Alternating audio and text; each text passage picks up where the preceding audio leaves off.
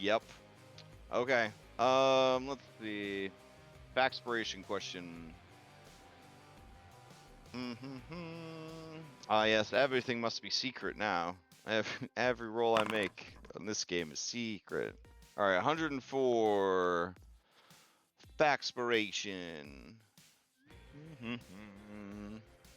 That brings us to the friends and family section. What is something your mother or father often did or does that you find yourself doing? Awesome. Yeah, this is very holy. You guys have such great families. Man, And they're all. if only I had a mother or a father. Like, man. I know. I don't think this is very inequitable because I don't think most of you can answer, but that's fine. All right. Does anybody want to get a recap for telling us what happened last week? We're kind of in like season 6 Game of Thrones. I don't want to be in season 7 because it's terrible. I hope we never end up there. But we're definitely in season 6 where they travel across all of Westeros in like 1 minute. Because we got story to tell here. Like, we get it. Traveling takes time. Daybreak too. So. Yeah, traveling takes time. We just got to move this shit along. Let's go. Well, in Daybreak, truthfully, you have an Apache helicopter now.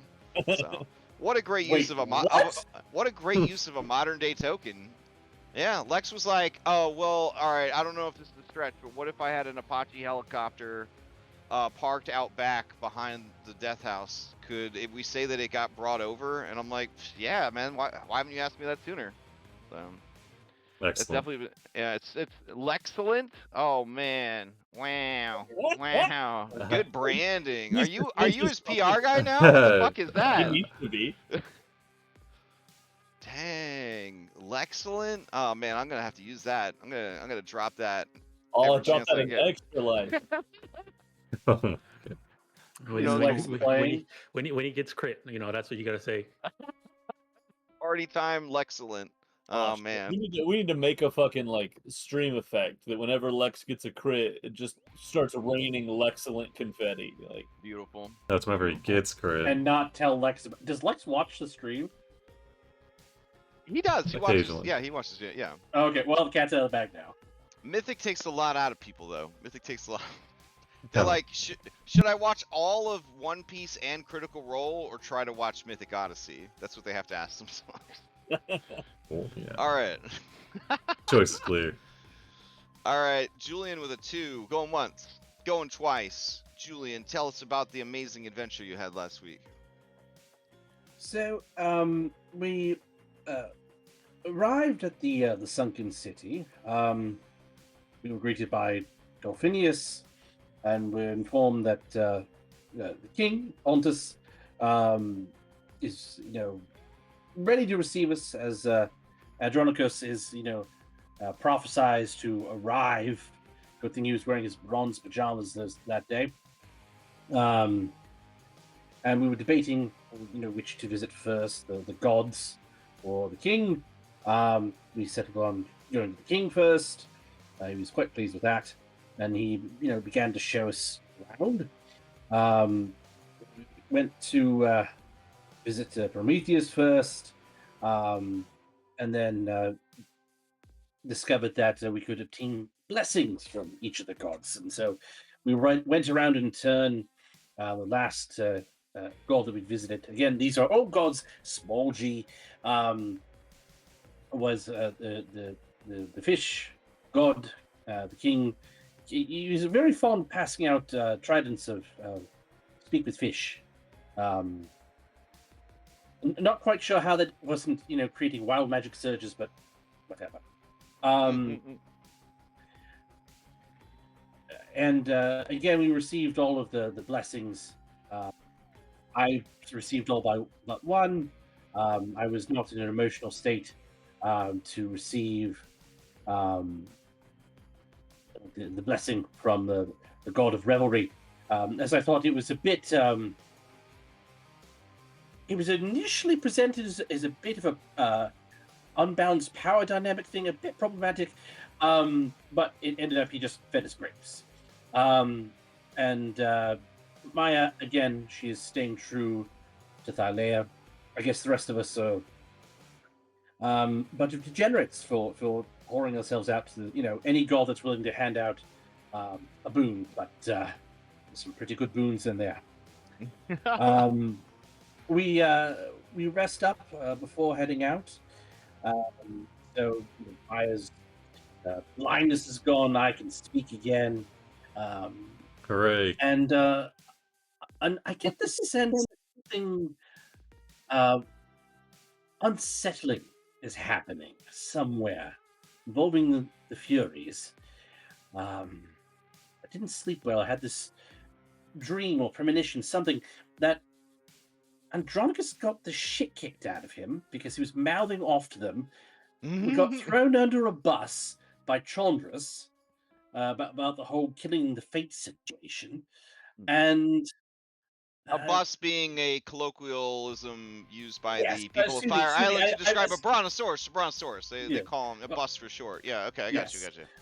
We got thrown under a brontosaurus by Chandras, and we were taken into custody by the Furies. We were awaiting what comes next. But now it's the morning, and we're off to kill Scylla, the underwater hydra, ?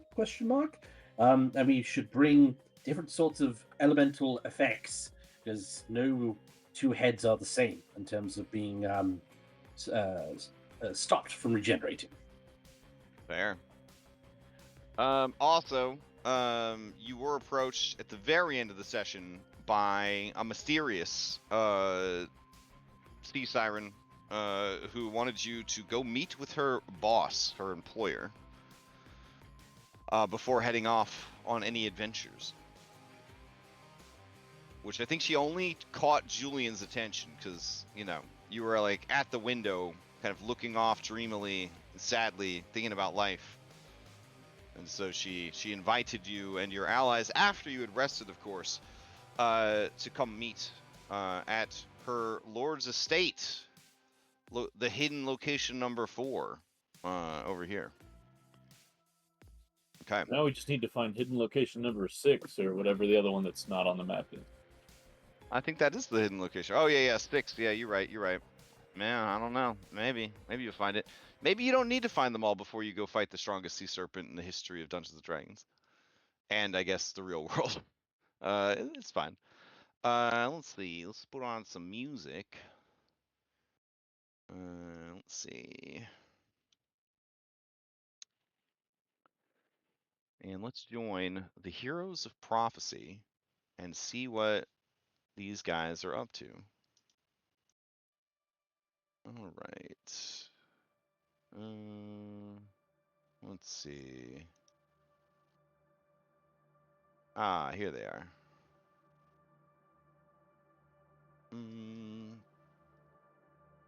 Got the music. Good stuff. Where's our party? All right, here we go.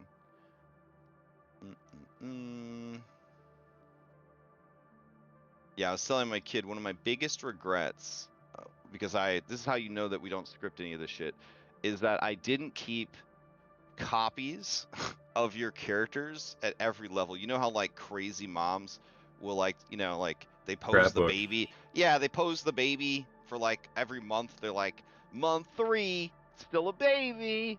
Month 4, it's a baby still. You know what I mean? It's not like the baby even has fucking stats. You know what I'm saying? So like, I kind of regret not doing that. But who could have ever predicted the? Yeah. Anyways. Who could have predicted the shenanigans we got up to? Shenanigans. Very nice. Very nice. Gosh, man. I gotta talk to Orf about not giving you guys rewards for this behavior. You bring it over into my fucking games. This behavior is its own reward. Oh my god. You guys broke me on that stuff, if you recall. Like we used to have fun with it. Then our whole life just became dad jokes. Now we can only do it on Father's Day. It's a whole thing. All right. To be fair, for Orf, he does not reward it in rhyme. He tolerates it, but he's not like, hey, take a deep inspiration. He doesn't do that. Okay. So, anyways, we joined the true Heroes of Prophecy. They have been imprisoned in the Nyx. Wait, before we do that, Factspiration. Oh yeah, my bad. All right, so Factspiration, we will go off of the future team's answer. So if anybody wants to answer it for a D12 Bardic Inspiration, go ahead and roll a D20 into chat. Wait, what the fuck? Why am I the cameraman? Damn, how am I supposed to know? No, We're all the you're, cameraman. I mean, you're all the cameraman. All right, let's see. Going once, going twice. All right, Julian. What is something your mother or father often did or does that you find yourself doing? Well, there's different ways I can answer. One thing I do with the most I have in common with any particular parent, although I didn't know it at the time, is my promiscuity. I have that in common with my mother. Yeah, fair. But hey, yeah. why deprive yourself the pleasures of others' company? Julian, I think the real answer is why deprive the world of Julian's company? You know what I'm saying? It's not like they only make... I don't know. Andronicus thinks I talk too much, so I'm sure he'd be happy to be without my company. Aw. No, that's like if they only made Coca-Cola for one person. What a I waste. also like your mother's company, Julian. Dang.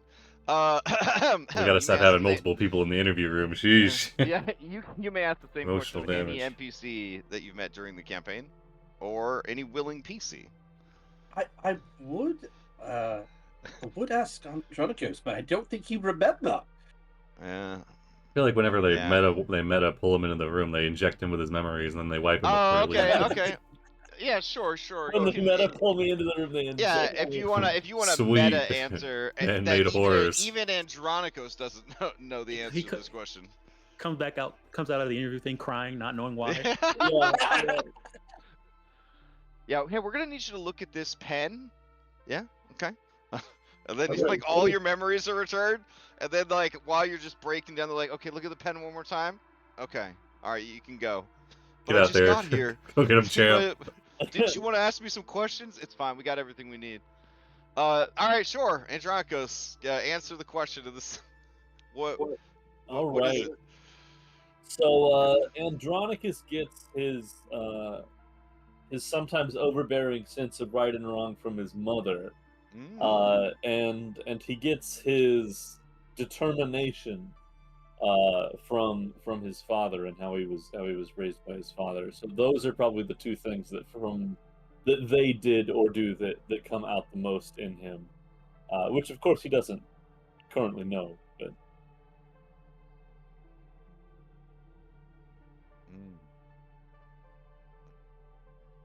all right. Woo. Okay. So, Andronicus, you awaken from your savage beating, and you are in the Nyx. You feel it, because you are in many ways a part of the Nyx. You see your companions kind of morosely looking around. Corinna staring off into the expanse of stars. We'll do establishing shots here. Will, what is Corinna? What's Corinna doing? Like, you tell me. They've been freshly dragged through to the Nyx by Furies. You guys have been here for what I guess a perceived 20 minutes or so. All right. She's probably close to Maya, keeping an eye on the surroundings and checking their weapons. Okay. Maya, what's the establishing shot? 20 minutes, 20 perceived minutes into being here.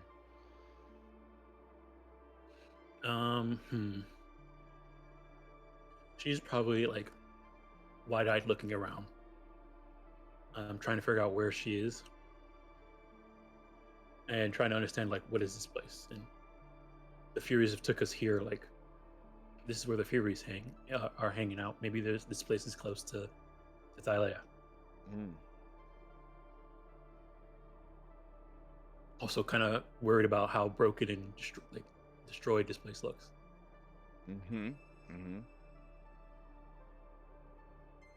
All right, Julian, what's the establishing shot here? This is past Julian from clean timeline that has now been horribly broken by outsiders from another timeline that you don't actually know about yet, but maybe. You're formulating a plan. I don't know. Julian is walking around the perimeter of our enclosure, kind of trying to disassociate mentally, and process everything that's happened. Everything that just happened. Piecing together the accusation. What Chandra's actions, what those might have meant. Trying to work it through in his mind, but also trying to take note of anything significant in the space. But just trying to let his mind work in the background while also being, in the moment, trying to see what's there, what might be an avenue for potential escape, or just, observing the space.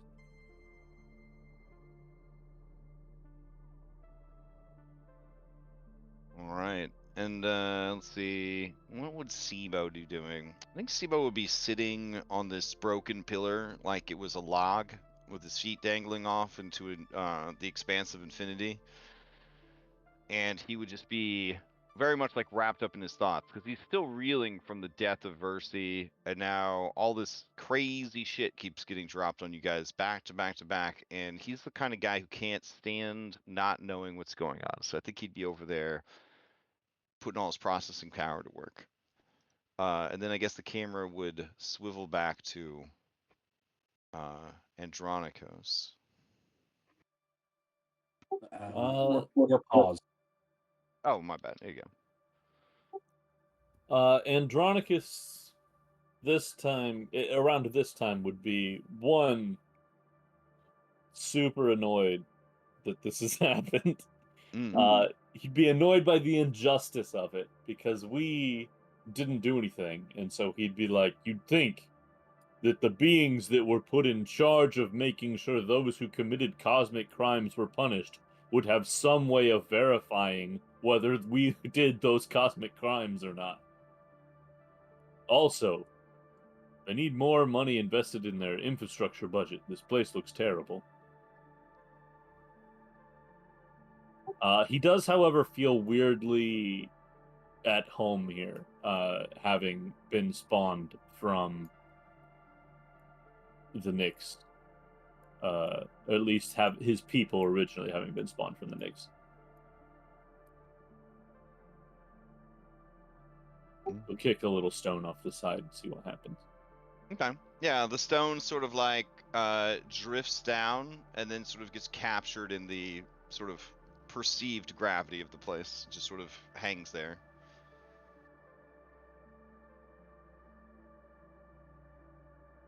Let's see. Maya and Corinna and Julian. You know what? Actually, all of you.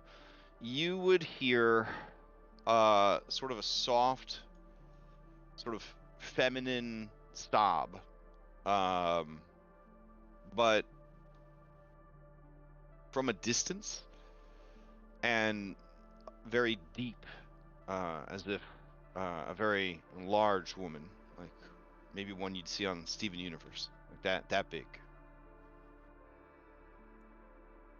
We hear it coming from the distance? You're just going to hear it from a distance, but you're not sure what distance it is, because distance is sort of a perceived thing. It's just sort of it kind of just reminds you of if any of your characters have successfully spent an entire night next to another person in a bed, if that partner is like having like a fitful sleep. Maya, do you hear that? Yeah, yes. Maya's gonna try and like look around and maybe close her eyes and see if she can figure out where it's coming from. Yeah. Go ahead and give me an insight check.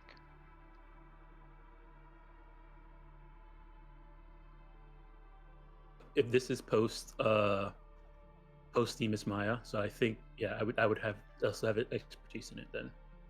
I mean, you're just gonna use your stats that you have now. It's fine. So Okay. I'm just scaling everything. Okay. Yeah. Oh my God. Maya, you know instinctively, without any doubt, that is the quiet sobbing of your living God, who is the world. Where is it coming from? Everywhere, for she is all things. Okay. And you come to understand with this insight check that what you see here of these chains kind of binding this prison together, everything in the Nyx is a actualization of thought, right? It is it's like an otherworldly plane. And so what you are seeing, what you are perceiving, is what the world is feeling. And looking around, you can only assume that she's feeling like she is falling apart. She is struggling to keep it together. Mm.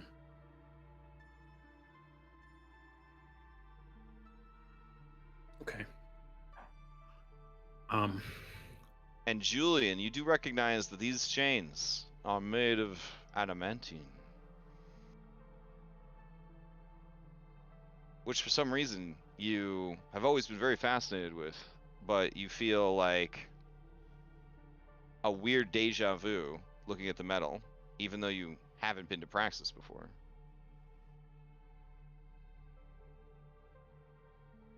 Mm. Maya's gonna take a moment to just kind of soak it all in, and she's gonna back up over here and sort of sit down on the thing there, and you're gonna see Maya like sort of bend down and steeple her fingers, and it looks like she's thinking really hard. All right, Karina's gonna let Maya think. Okay. She'll go head over.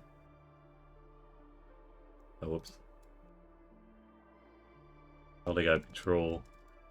She will. Oh, you don't have control? Oh, I'm sorry. She would just head over and see. like lean on a pillar or column nearby to give Maya some space, let her think. Okay. Like as Maya was like walking back to the thing, I think she would say sort of out loud, but not necessarily like shouting out so everybody could hear. But maybe Karina probably heard this. Is that I think that sobbing is actually Thylea.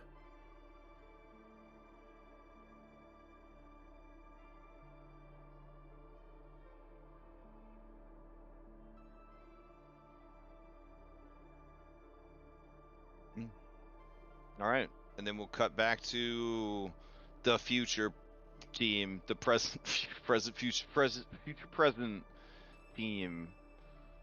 Here we go. I guess. Do the musical Omega number team and under the sea. Alpha team. Sure, we'll call this Alpha Team. That's fine. Whatever you guys want to call them. All right. So, Julian, do you convey to the others the invitation, or do you just like, meh, no big deal? I will let the others know. Okay. All right, then you guys wake, though there is no sun or moon down here, just sort of perpetual twilight gloom, which as surface dwellers, you kind of feel that constant sleepy vibe. All right.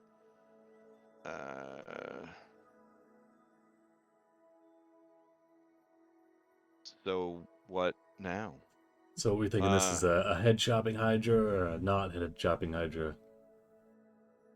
Conway looks to you and says, So you have to have all 6 heads chopped at once, I think, Hydra. The stories say that the heads would be larger than the oldest tree. How could we chop such a thing? We're gonna have to go inside, Conway. Yeah, inside the creature. Indeed. Classic. It's the It only is way to get said- access to all of It its is said throat. that Skilla's body is the size of a mountain. Yeah. Pretty easy to get in then. You might be wondering, how does this guy know so much about Skilla? He's literally just telling you all the things that like you hear like in the myths and stuff like that. Like you guys would have heard these same things from like the sailors on the ship and things like that. It's good to get a brainstorming session going though. Yeah. Okay, so he looks at his weapons. He lays them out. He's got his great sword, and he's got his short sword. Or sorry, he's got his great sword, and he's got a short bow, and he's got his trident of fish commands. This is analyzing them, trying to figure out, which will be the right one. I'll bring all of them for sure. The great sword is not magical. He's definitely leaning towards that trident of fish command. Well, if elements are a thing, and if somebody has a mundane weapon, I could turn it into a magic weapon of a certain element for some time. So it could cause a wild magic surge. I'm able to change up what elemental type of damage I do on almost a whim, which out of character means as a bonus action.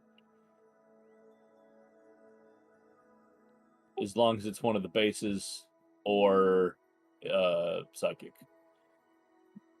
Which I don't know if that's really an element, but I can do thunder, fire, force, or necrotic. Or poison. Or psychic. Yeah, I was thinking of prep. Okay. I was thinking of prepping elemental weapon. Might be good. You change it on the same cast? Or do you have to recast? It's concentration, but if I cast it up higher level, it could go to a +2 or +3, 3d4 and 2d4. It is concentration though. For 1 hour.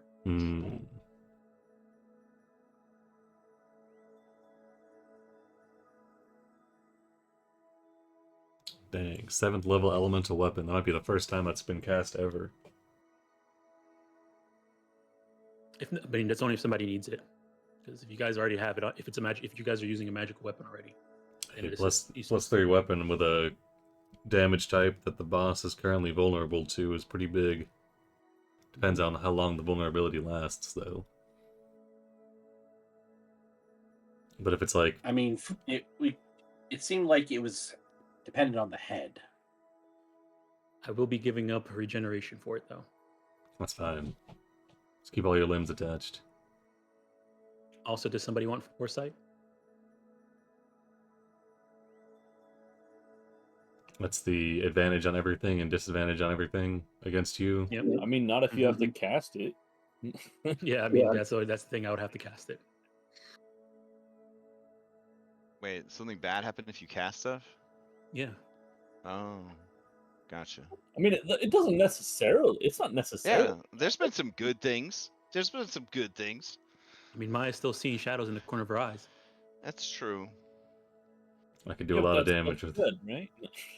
I could do a lot of damage with a minute of foresight. Let me know. I mean, yeah, because Actually, we already had pack tactics. Triple attack or quadruple attack. Yeah, you guys all have pack tactics. Yeah, one of That's the true. But boons. disadvantage on you. Yeah, it's not gonna matter. That's not gonna matter. Trust me. Yeah. And also saving throws. The dragon. Yeah, it's not gonna matter either. It's a dragon. Elder dragon.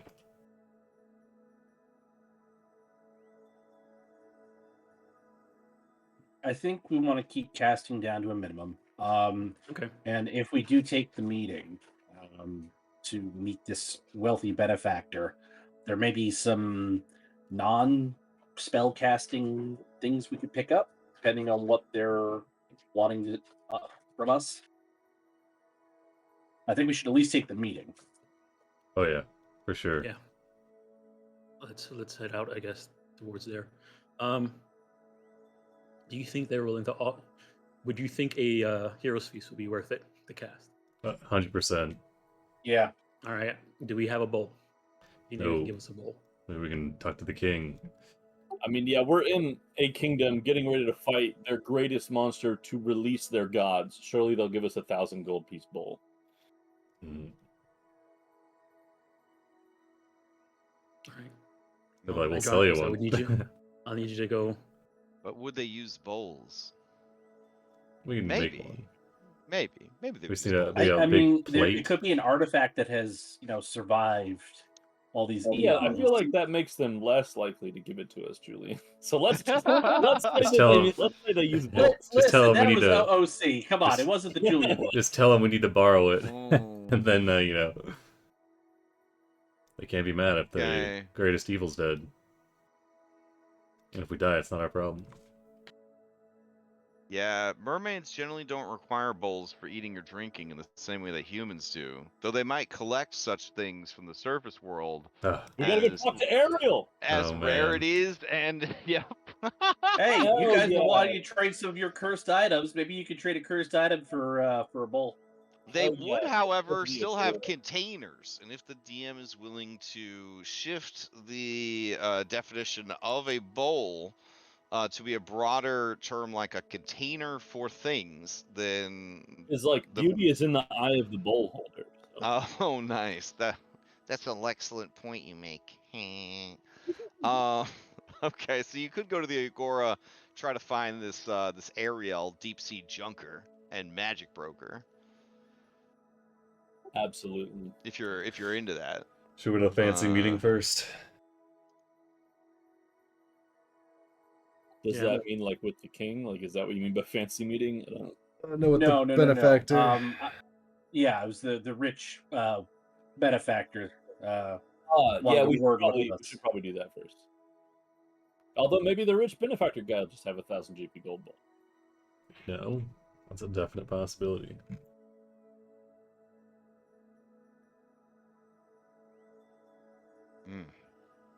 All right, But let's yeah, get meeting rolling. first, then Agora.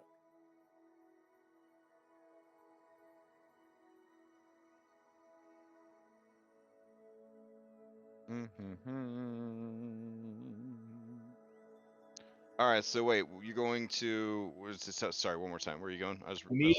Meeting first, then Agora. Also, this isn't Thassa as in like MTG Thassa, right? I mean, it's a common name. It's like Jennifer down here. So, yeah. Oracle also a very common profession under the sea, Yeah.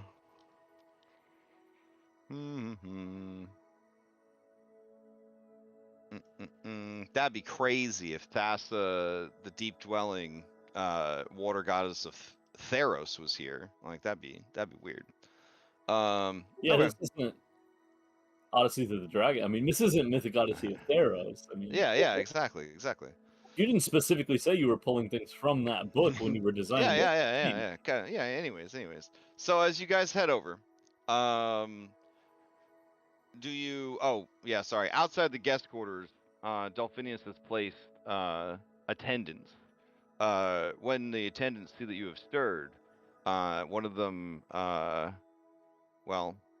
in Aquan, please, you must wait.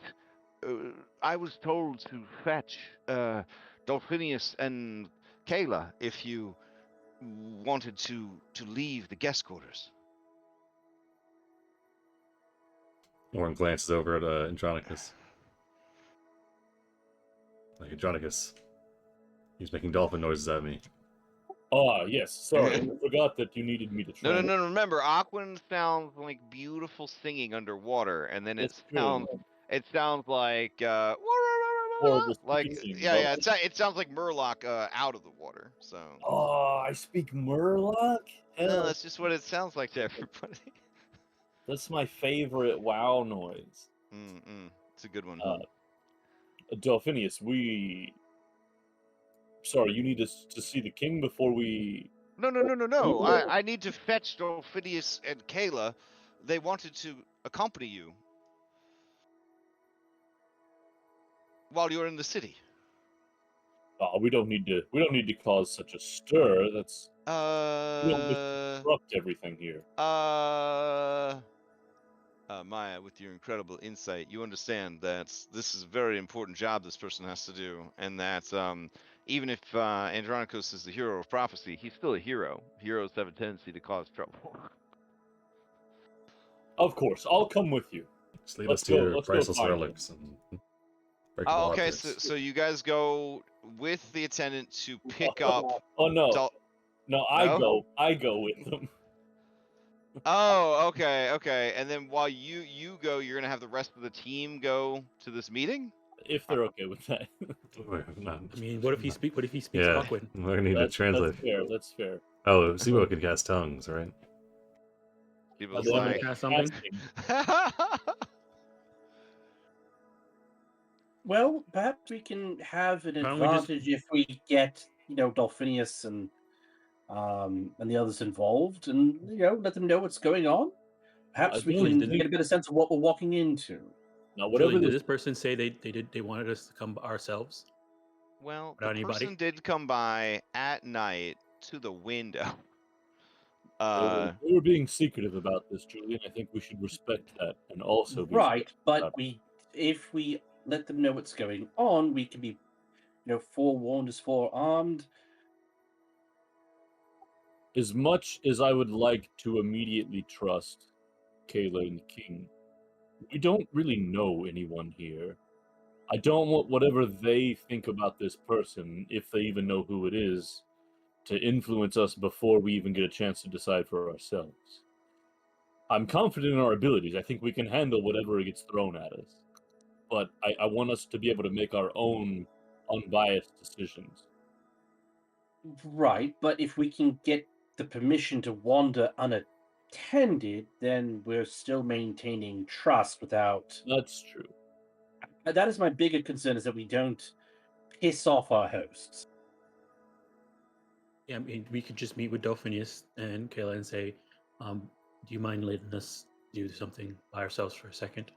And if you need to, Andronicos, the 8 gods here said that there's going to be things that go against That's go true. against them that they need to respect. So I guess at that point we let them know that we need to do something that without them. That's smart. All right, so let's go ahead and meet with Delphinius. Oh shit. Okay, so you guys go with the attendant and you pick up Dolphinius. Mhm. Okay. We just Before- meet up with them. Or you just tell them that you're getting ready to head out, and then you would like them to accompany you. Okay. I think we go to Dolphinius directly. Okay. Yeah, I think sure. we go. We'll go to Delphinius. All right. with the attendant. Dolphinius is in the training yard because he trains all the time. He wakes up the equivalent of 4 a.m. every day to get his training in. Game recognizes. Oh hell yeah! Mhm. They're both pointing Spider-Man Orin at each adjusts other. his day planner. Is like, okay, I got to start getting up at 3 a.m. to beat Dolphinius to the training yard. Kayla's Also- a real. Oh yeah, go for it. Are we coming up on 24 hours yet for our water breathing? Oh wait, no. We ate the fish. We're good. You We're ate good. the I'm sorry. fish, man. You got gods looking out for you, bro. No problem. I just want to make sure that I don't, drown. Already did that one. Don't worry. I'll let you know. I'll let you know. When you drown. Yeah. Julian, start making con saves. You're drowned. Yeah, exactly. Actually, I think you just drowned in 5e. I don't think you keep con saves. All right. So, Kayla is real big Twilight Sparkle type A energy, so she is also up and about, and you guys all meet up relatively quick. So I'll go ahead and advance the clock because you are sort of on a timer.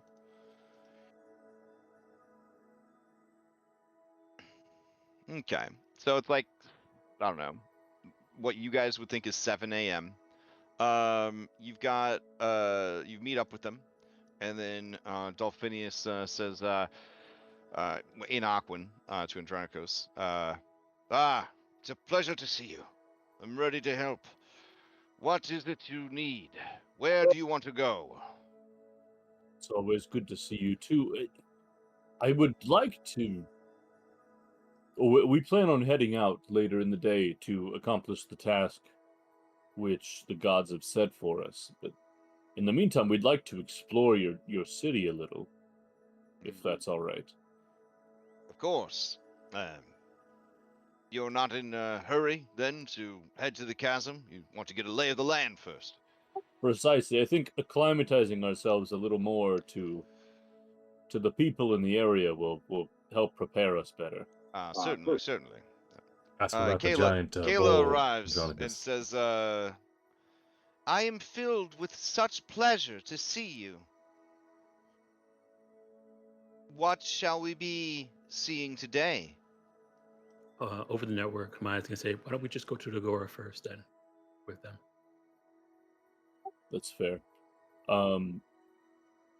Andronicus, I'll think back.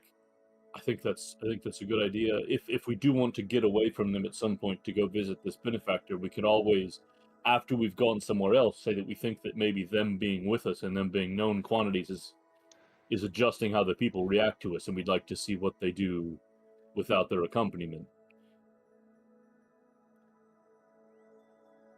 Or we can just say that we need to. What we need for our task, we need them to not be with us right now. I feel like that just makes them more likely to send someone to watch us, but that's also true. Why are we avoiding explaining the issue altogether? They may. How many times have we been told one thing and completely ignored it, and gone and done something else? I don't see why we aren't being above board. I am genuinely concerned about pissing off our hosts. It seems I'm okay with it. Seems they I don't don't expect think us to any of explain us- stuff, though. We want to live up to their expectations. I mean, I'm also with Julian here that we could just tell them that we need to go talk to somebody without them, and that's it. But Yeah, keep it a little mysterious. For the prophecies and stories, you know. I mean, Julian, if you want, maybe you can ask them about the person you met and see if they have anything to say about it. Not that we're going to meet them, but just get information if that's necessary. Did you get a name? Not over the network. I'll just say, we would like to go to the Agora, please. And then Oh. we can continue thought conversation. I understand. You would like to see the great goods and trade. This way, which takes you to the Agora. All right. So when you arrive, there's a lot of neat stuff there. There's crab dudes and dudettes, I guess. There's Crab dudes. yeah, there are crab dudes. Yep. They are the size of you guys. Some of them are bigger than you guys. There are mermaids. There are tritons, and there are sea sirens. And these particular triton, they have a sort of different look about them, much like paler and beefier than the ones that you guys have encountered before. But they seem to be doing a bit of trade here and there, and you guys are kind of set loose. For the most part, it's like the underwater equivalents of goods that you would be looking for. But you do notice, let's see, that nestled in some coral gardens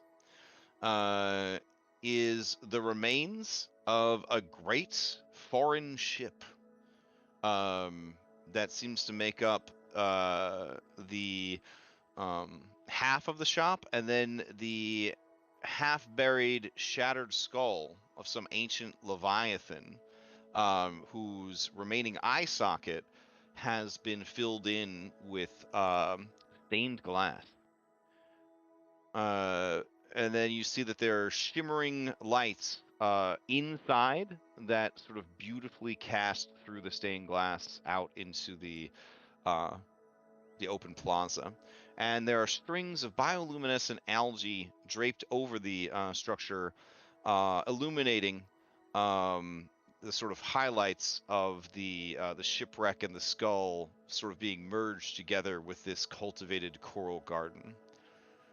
And then you see in Aquin that it is Ariel's Trove, quality salvage and magic.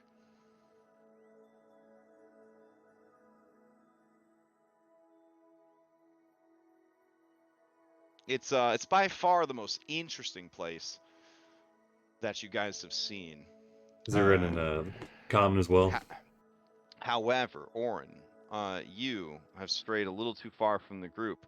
Oh no. And a prawn approaches you. Are you familiar with what a prawn is? It's like a shrimp. Big shrimp. It's like a big shrimp, yeah.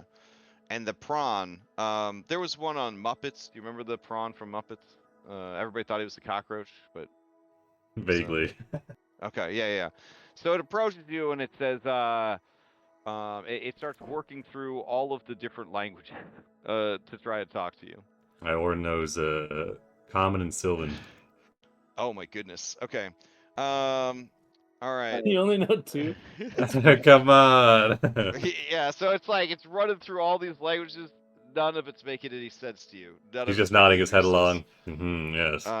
Conway leans over and says, "What you said? The creature looks delicious." And it's just kind of like gesticulating with its little claws. It's trying to talk to you. At this point, Maya and Julian, you would probably notice this, as well as Andronikos. You would hear some of the languages being used over there.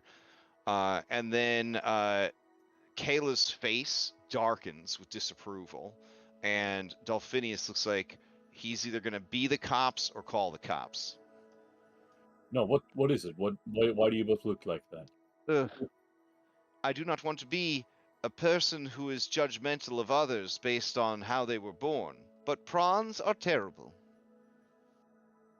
And Dolphinius says, I live with constant discrimination, despite my high rank, for my people are a bloodthirsty and evil lot. But Kayla is right. Prawns are always scheming. It's probably trying to bamboozle your friend there. Conway, I think he's asking me about my chariot's extended warranty. We'd probably. I do need to re-up it. Actually, it's been if that creature's trying to do a bamboozle, it's not doing a good job of it. It starts motioning for you to follow it, Orin. Do you and Conway follow it? Oh yeah, for sure. Okay.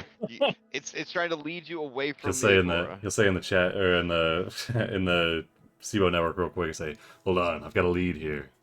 Maybe an agent of the benefactor here. What's he saying? yeah, he's making a lot of arm gestures. He's got a lot of arms. Or he's leading you to a darkened alley to relieve you of your valuables. That'd also be information. So let's slip away for a moment. I think Orin could probably handle him, but I think also understanding what they're saying might be useful. I think he's getting there. Getting more and more of what he's saying. Orin's going to gesture down to the prawn guy. He's going to show him the insignia of like the Mitrean hoplites on his armor. Like try to give him a tip. All right, it makes some clicking sort of noises at you, and it keeps motioning with its one claw to follow it. He's going to follow it. Okay, you guys leave the Agora. It starts leading you towards the Kelp Forest Ravine and towards the Divine Quarter, the realm of the gods. And how far are we walking here? It's like 5-minute walk, 10-minute walk. Oh no! I mean, he's just going. Like he's just getting you to follow him. This could be important. Should I keep following him? He's trying to lead me into a dark forest here. Conway says, well, you are very powerful, but I have heard it is dangerous to split the party. Indeed, it is. What if he's got something? He did mention the chariot. Did he? He made a gesture that looked like a horse. Like he was doing a giddy up motion, right? Yes, I saw that. Yes. I think it's worth pursuing. All right. Could be important to our mission, our quest. So we'll find out what happens to Orin later. Is This this is another? next. Or Is this next to, like, another? one shot. Yeah, or in one shot. I guess we'll leave him to it. Let's head into the market Yeah, here. I mean, he'll let us know if there's anything. We have him on the network.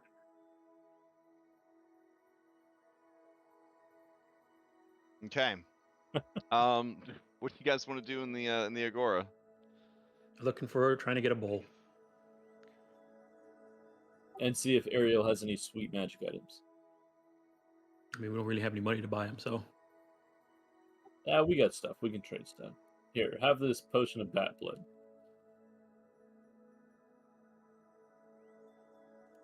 All right.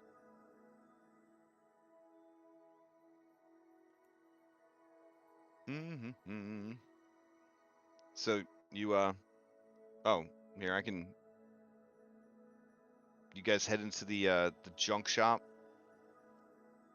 Oh, sorry. Quality salvage and magic. Okay. Mm-hmm. All right. When you head in, you are greeted by a hideous flat fish whose eyes and mouth are on one side of its body, not symmetrically. It is one of nature's horrors.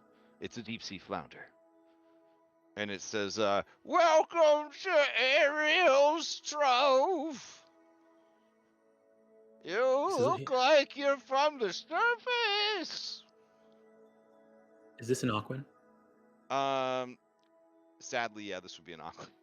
So how does that sound in Aquan? Does it still sound like beautiful music? Yeah, it sounds like beautiful music, but like like Off deep key bass, bass. like deep bass. Okay. But slightly off key,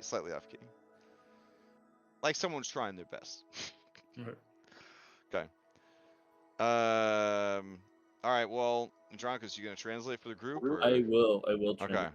All right. Sure. Okay. He says, We're in the market for a bowl. a bowl? Yeah. Oh, we have those. And then he says, what color? It doesn't matter as long as it's worth about 1,000 gold.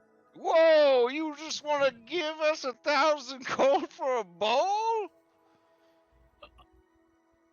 Sorry, how do you think commerce works? Kayla says, we don't really have, gold down here. It's an oddity from the surface world. It's valuable to collectors, but and artisans. But mostly we deal in rare bones, crystals, pearls, and that sort of thing. She says this in Aqua, and that's why she's not, messing up all the language. Mm-hmm. Okay. So Do you need money? we need a bowl that's worth a lot of money in order to cast a specific ritual. A bowl, like a basket without a lid. Right, like a lidless basket, generally made out of like pottery or. Like those over there. And she points to the display labeled bowls. And it's just a bunch of bowls that were probably salvaged from like shipwrecks and stuff. Right. Yes, but a One very one that's gem encrusted. Okay. A mermaid approaches, and she gives you guys a slightly gap-toothed smile, and says, I see you're only interested in the exceptionally rare. Are you trying to cast a Hero's Feast or something? We are. We're not only interested in this necessarily. This is just the one thing that we definitely need. Kayla says, "Oh, a Hero's Feast? Don't you just need a scrimshaw statue of a famous hero?" We could try, I suppose. I think Maya was specifically trained to use a very expensive gem-encrusted bowl, but That seems silly. yeah, it doesn't really seem to have anything to do with heroes to me. This entire conversation is being had. See, it's because breakfast of champions. You know, you cereal, you eat your Wheaties. It's a bowl, so that's why. All of these spell components in D&D are puns. If you look deep enough, I love that they do that. Like, it's fantastic. All right. She says, yeah, I have such a bowl. I have a lot of things around here. And then she has a musical number. She tells you about all of her merchandise. Nope. You can't just describe it, Crash. I have to experience it. Oh, I'm sorry. I got my You're throat ruining his immersion. man. Oh well. So, here are some things that she has that are interesting. She has Neptune's compass. This is from a land far away, and it always points towards the nearest significant body of water. And she Sheesh. kind of laughs. She says, "Yeah, that's not a big market for this, unfortunately, but it is magic. I've confirmed it." Oh, also, if you have a ship and you're sailing on the water, it will give you advantage on your checks to navigate. Or make them more advantageous. I don't know, something like that. Oh, and this over here, she swims over to another display case. This is Triton's conch. He's my dad. He died. I've been selling off a lot of his stuff. So this is a large seashell. When you blow into it, a water elemental pops out once per day. Pretty good. Oh, and this over here, this is the locket, the Siren's locket. So when you while you're wearing it, you can sing a song, and then let's see, one person that you were singing to, and then she goes full meta, has to make a Wisdom saving throw with a DC equal to your performance check against a charmed person spell. And she says, and here, this is a coral crown of control. It gives you the ability to communicate with all aquatic animals. And animal How's that friendship. different? Animal friendship 3 times per day. Well, they can talk back to you. Is that different than a trident of fish command? She glowers. Everybody's got a Triton of fish command. That's not. Nobody cares about those. That's a dime a dozen. She points to the back of the store, and there's like an old barrel, and it's just filled with like Tritons of fish command. The whole fence surrounding the place is just made of tridents of fish command. You get one free with each purchase. You look out into the street, and they're like using Tritons of Fish Command to like shovel like garbage like off of the streets. Like there's just let's see. She says, well, how about this? She shows you a fishing rod. When she does, Kayla makes a distasteful like face and looks away from it, like ew, disgusting. And she says, so if you use this in a fishing minigame, it will increase the odds that you will fish out a rare fish.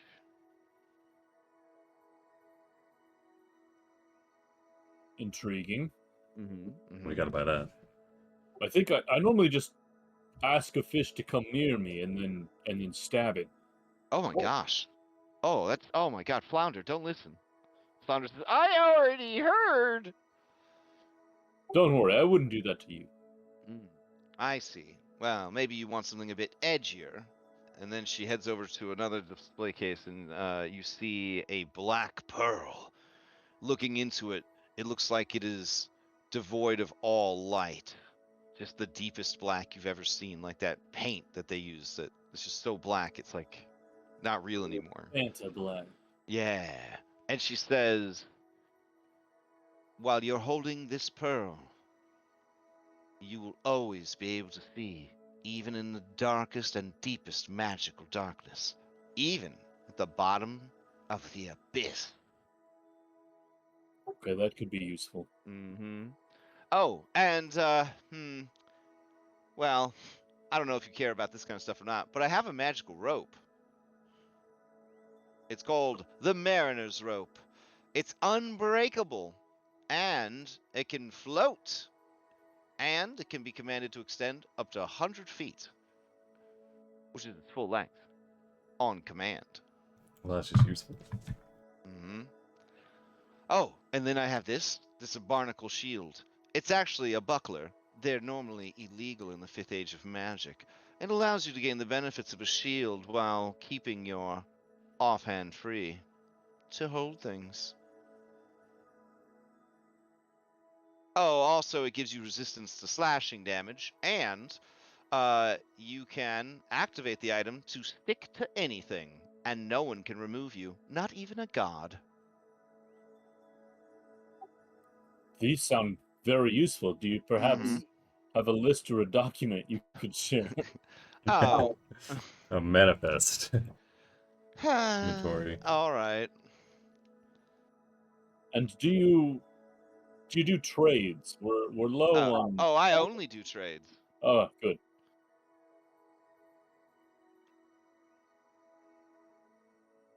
Okay. So Ariel provides you the broad strokes of the items that she carries, but does not divulge the mechanical details until after the sale is finalized. Amazing. Mm-hmm. So, will this compass aid us any further than we get aid from like the Antikytherian and stuff? Or It's more for like normal people that are allowed to use. damn, I was hoping it would let us roll the like. You take 4 days to get there. Oh, so I got you. I got you. Yeah, Dang. yeah. I 'Cause mean, that would have been crazy. yeah. You think that maybe Vulcan could take it and the Antikytherian and maybe like mash them Oh, together? the Antikytherian plus. Yeah, exactly. That'd be pretty cool. Not gonna lie. Mm-hmm. But he's Oh, you kind of mean busy. the He's got, Antikytherian that our other selves have? yeah, he's kind of busy right now with the project though. So, anyways, This I'll is more important. speed through the rest of them. There's Boots of the Manta Ray. They give you a 60-foot swim speed. You can breathe underwater, and you can live underwater at extreme depths. Ring of Aquatic Elegance. You have fluid movement underwater, so you do not treat any water as difficult terrain. And you can use any weapons that you would normally use underwater without any of the penalties, because technically, unless you have a swim speed, you can't use weapons underwater without issues. Let's see. Then there's the Captain's Cutlass. The sword does extra lightning damage and thunder wave once a day. I know you're level 17, but you know, like she's got a variety of items. There's the Sea Witch's Wand. It allows you to cast Control Water and Ice Storm each once per day. Cloak of the Octopus. You have the ability to, as a bonus action, disengage or hide when underwater. She does warn you that you might ink yourself. So just gonna don't wear. It's better if you don't wear pants, she says. Sydon is perfect for you. The Eel Whip can stun a target on a critical hit. Holy shit. Even though 8 stun. Yeah. Harpoon of Retrieval, a harpoon that teleports the catch directly to the wielder when struck. She says it would even work on a whale, but then you'd have a whale on your boat, and it would destroy your boat. And then she says, maybe I shouldn't have told you that part. Now you probably don't want to buy it. That makes me more want to buy it. But I was thinking, if your friend doesn't mind being stabbed with a harpoon, you could get your friend out of a bad situation by throwing the harpoon at them. Can you target enemies' weapons with it? I mean, I guess it's just, yeah. Why not? I mean, if you're like flying over a chasm. I feel bad. I'm gonna tell you, the harpoon doesn't come back. The thing you harpoon does. So you traded it. But if you bought my rope, you could tie a rope to the harpoon, and then you could pull it back. There's no way we're going out of here without getting that rope. Just so Oh, you nice. Oh, yeah, making the sales. Then I got this merfolk mirror. This also belonged to my father. So basically, if you have a friend who has a hand mirror, you can talk to each other. Does It's theirs have to be magical in the same way? yeah, it has to be, there. It has to be a mermaid mirror. Do you know where the other one is? Oh, there's a lot of mermaid mirrors. How many you want to buy? I mean, Ah, I could put you on a family plan. If you buy 4, I will throw a 5th one in for free. But you have to use it like this. And she like waves it around like a little kid with like a bubble wand. And then that seems to be like revving it up. And then you see like energy building and light. And then she's like, "What?" And then like she shows you the mirror. And then you can see another mermaid on the other side of the mirror putting on like their makeup. And they're like, "Hey girl, what's up? Oh, Ariel, are you showing off this? Ariel, don't call me just to show off product." And then the call goes dead. you called your friend just to show off a product? Yeah, it's business. I got this anchor amulet. Basically, it makes you heavy like an anchor. Then there's the Kraken's Bell. So this summons a spectral tentacle that can grapple or attack once per day. And it's definitely not borrowed from the actual Kraken. And ringing the bell doesn't draw the Kraken's attention to you in any way, shape, or form. Maya, she's lying. It does all those things. Okay. Then there's the Dolphin's Diadem. Boy, and then she like looks over and sees Dolphinius is there. Well, anyways, I don't really know the background of this item, but it gives you a +2 AC while you're swimming. Moving on. Oh, Medusa's Eye Coral. So we had a sea Medusa a while back. She died. This is one of her eyeballs. Basically, it can turn someone to stone, but it only works once a week. And you actually have to convince the eye to work. But you don't want to be looking at it when you make it work. Also, no refunds. So anyways, what am I looking for? I'm glad you asked. Ancient maps, nautical charts, sunken artifacts, exotic corals and shells, rare pearls and gemstones, and anything cool from the surface world.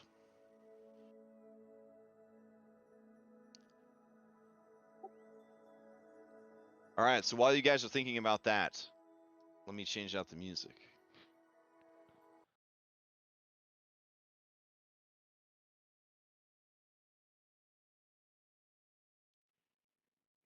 Are you changing it to Sly Fox music, and this is going to be Ohlen? All right. So you Shrimp people follow. need help. I don't know. Yeah. So you follow the prawn through the streets. You see people down below, worshiping, giving thanks. Mitros. You always thought Mitros was a pretty religious city, but like, dang, these people really love their gods. Like, Really maybe go all out. maybe if Valis had gotten a little bit more love like this, she wouldn't be such a bitch. Anyways, She would have gotten Is more that love. is that Kyra thinking to you? Warren's looking around like it's almost like she's here. It's a little Kyra on your shoulder. Yeah. All right, the little prawn, and when I say little, it's the size of like a human toddler. It like leads you Sibo. to it. Yeah, there's a big starfish, like a dead starfish. This is pretty gruesome, by the way, because there's starfish citizens here. So this is like starfish, and then it says the prawn shop. But you Nice. can't read it because it's in aqua. No, this is the place. Yeah. All right. Oh, and also the dead starfish is spray painted like metallic gold, but it's flaking real bad. Is it like upright or like a dune you walk down into type thing?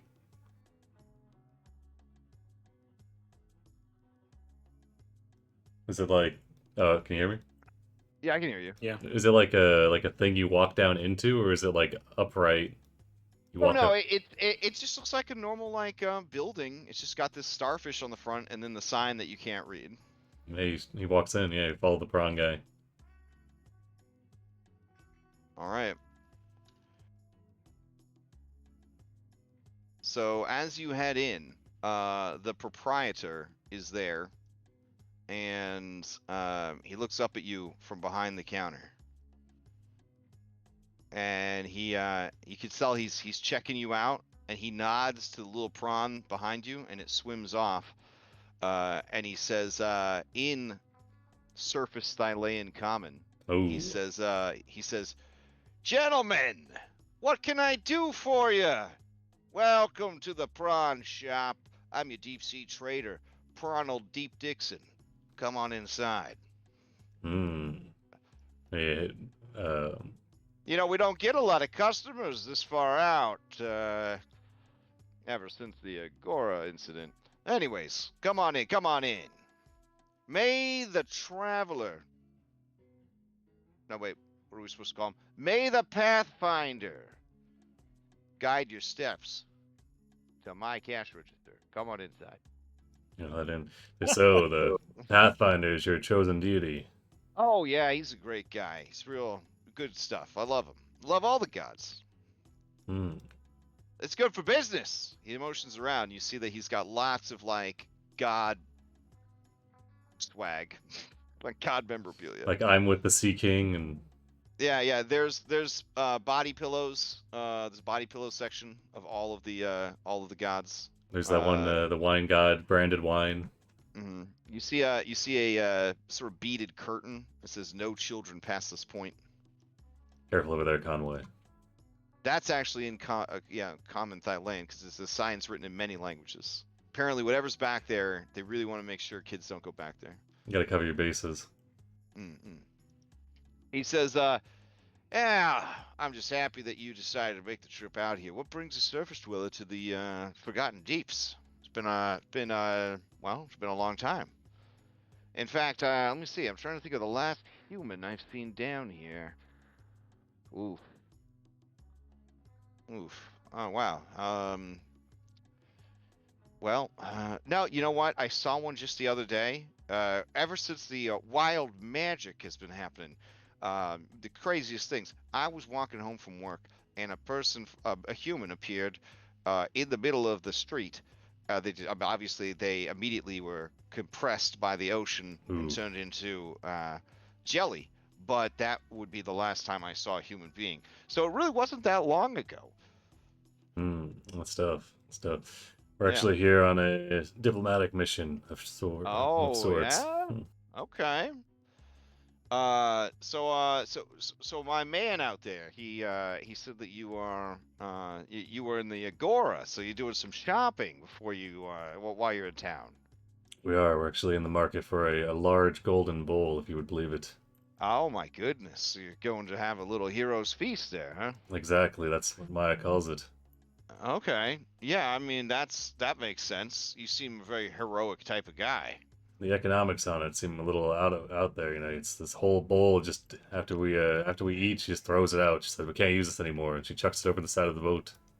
Well, truth be told, I mean, you know, if she's doing it right, the bowl should be consumed. It's a sort of a ritual sacrifice thing. Oh yeah, sometimes we'll eat it like crackers. It's really chewy. Wow, Depending you on the just bowl. eat the bowl. Yeah. Man, who's this Maya person? Does she know how to cast spells? She's probably the best spellcaster I know, actually. Really? Wow. Do it different up on the surface, I guess. Anyways, here in the prawn shop, he looks left and he looks right.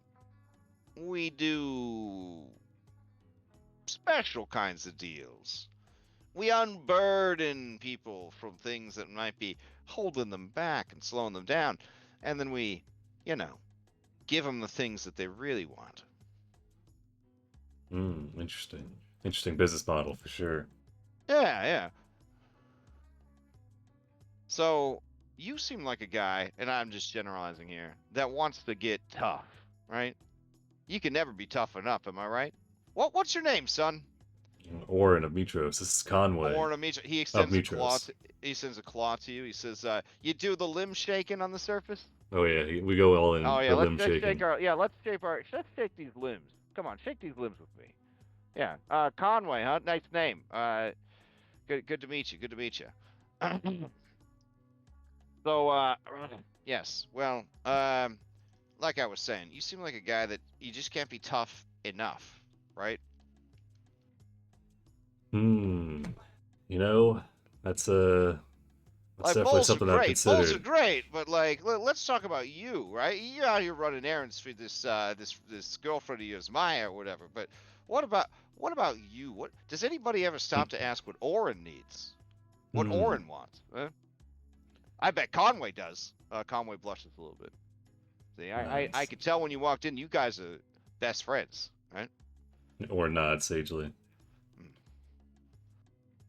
So, yeah, I have a little procedure we could perform, make you a little bit tougher. I'd say we boost that Constitution score by 4. Huh? You want to boost that Constitution score by Shit. 4? See, he's saying this in a manner I can understand. I get the ramifications of this. Yes. Sorry. He looks you over. Will making me earn it today. He says, "What if I could increase your physical constitution by say 25%?" Ooh, 25%. You say? What would I you be mean, looking on for? top of what you got, you know what I'm saying? You would have the stamina of a god. That would be nice. Would you want? Do you have a task you need Oh, accomplished? honestly, it's nothing. I would take something out when I'm putting something in, and then the thing I take out, I can make available to someone that would put it to better use. So a stat for stat kind of thing. Yeah, exactly. Yeah. So basically, I would just encase your entire heart in invincible barnacles. Ooh, But in the nice. process, I would remove your ability to feel physical pleasure. Oh, that's And fine. as a result, you'd become a bit less fun at parties. -2 charisma. Oh shit, -2 for a +4. Yeah, It's just -2 to adult economical. stat. Am I right? Charisma. Psst, throw that in the trash. I Yeah, used like to. I've played with a score of like starting charisma score of 3 before. So Yeah. He'd say he'll turn to Conway and the prawn guy here. Say Conway says, it's "Wait, when you say physical pleasure, do you mean the joy of sexual intercourse?" And he says, "Oh, I just mean all of it, man. You don't even get to enjoy your favorite shrimp sandwich. Yeah, you got your favorite flavor of sea cucumber. It's just not gonna happen for you anymore. But I mean, what tough guy wants feelings getting in the way? Am I right?" Conway looks thoughtful. Conway ended up a fucking slug for taking a deal like this. So he's gonna say he's gonna try to pull you away for the Hold on, counter. Conway. No. I need to tell you something. I just remembered something very important. Oh yeah. All right, hold Yeah, on. Pronald, if you could give us a moment. Yes, I don't think this is a good idea.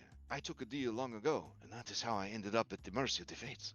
Yeah, but he's not going to turn me into a slug. He's offering, body hardening in exchange for my social skills. Conway, I used to be a more sociable guy, but then went to this Isle of Time and drained away a lot of my social skills, and that's kind of, where I am today. But what's I two just thought more? maybe you had a very particular style. That's all. Yeah, it's. Yeah, but there's always, the things they're not telling you about the deal, Of course, there's always, the fine writing, the fine text, but on paper, it looks great. We can deal with the side effects as they come. Oh, Conway, you see this sword here? He swings it around. This sword, makes me twice as fast whenever I'm an inch away from dying. almost fucking dead. And I Why love would you this want sword. I love this You sword, loved Conway. it. Wait, what? You ever move twice as fast when you're about to die, Conway? Not when I'm about to die, but when a wizard casts haste on me. No, we don't have those. We don't have wizards. We got Maya and Julian. I thought you were the heroes of prophecy. Do you not want? Wait, wouldn't if you aren't? Is hold on. He's more of a blow stuff up kind of wizard, and she's more of a, keep everybody alive and proactive buffs kind of wizard. But not haste though. I don't think What they. about Master Sibo? Oh, he's been kind of distant lately. It's like he's full-time Valorant streamer now or something. I don't know. But anyway, I think we take the deal here, Conway.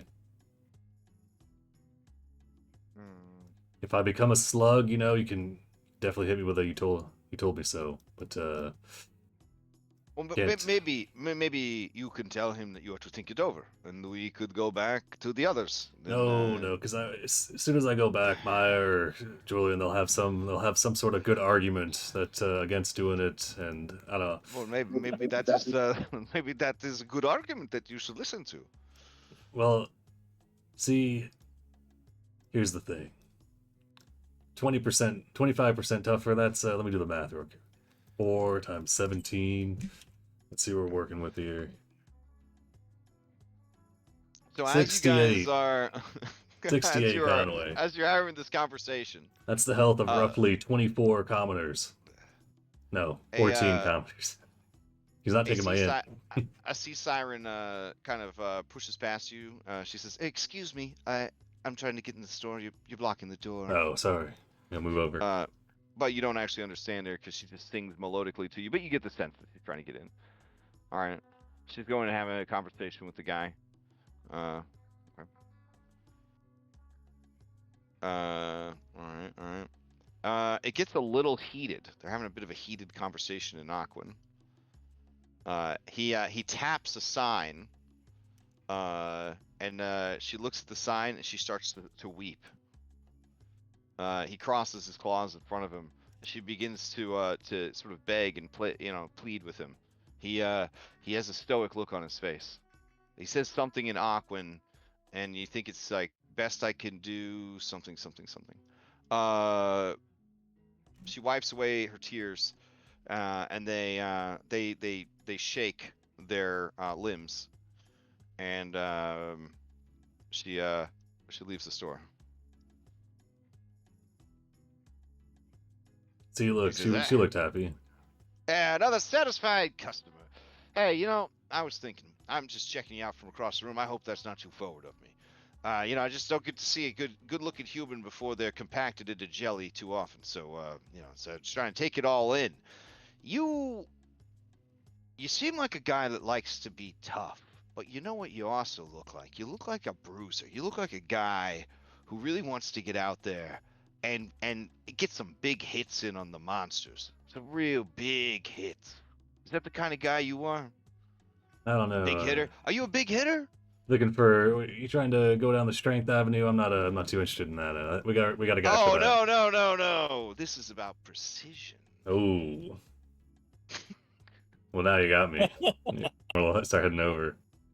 Yeah, so I just got in a fresh shipment of Kraken's blood. From the Kraken. We go way back. Anyways, we do a blood infusion. You get the blood of the Kraken in you, and how do you feel about doing double damage with your melee attacks for the rest of your life? Well, that sounds excellent. What's the trade-off there? Can I take my my eyeballs? Done that. Been there, done that. Well, you would be a Krakenkin, so you would, Turn blue or. Well, no. Once every year, the Kraken could command you to do anything it wants for 24 hours. You know how soon that year is, or is that just whenever it feels like it? Well, the timer starts after the infusion's done. So. Okay, so really 1 year from that date. That's between you and my other clients at that point. I see. That could be problematic. He'll, I'll have to give him a ring on my mirror.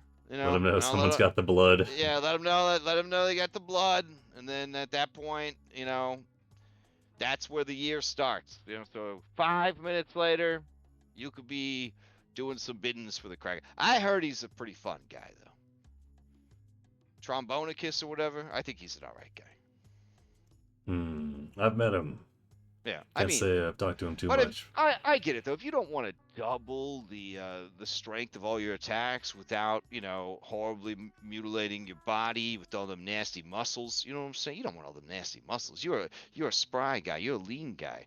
People are gonna underestimate you. They're gonna see this fit runner's body, and they're gonna think, oh, another Dex fighter, and then you're just gonna drop. You're gonna drop them fat hits on them. It does sound enticing. Unfortunately, I've got a close friend that's had a sour run-in with the old Trombonicus, so I can't be doing any bidding for him. Oh, all right, all right. I mean, That other deal you had, though. I'm sure you do enough damage. You were saying you had a friend who's a blow 'em up wizard, so that's nice. Yeah, what that Constitution for personality though. I'm sure it feels pretty good to, like, you know, see other people dropping that big damage and you just kind of poking them with your little stick. I mean, that's fine. That's fine. So, Yeah, I do what I can. of course, of course. So that Constitution for the personality though. Oh yeah, so you are interested in the procedure. Yeah, let's go for it. All right, come on into the back.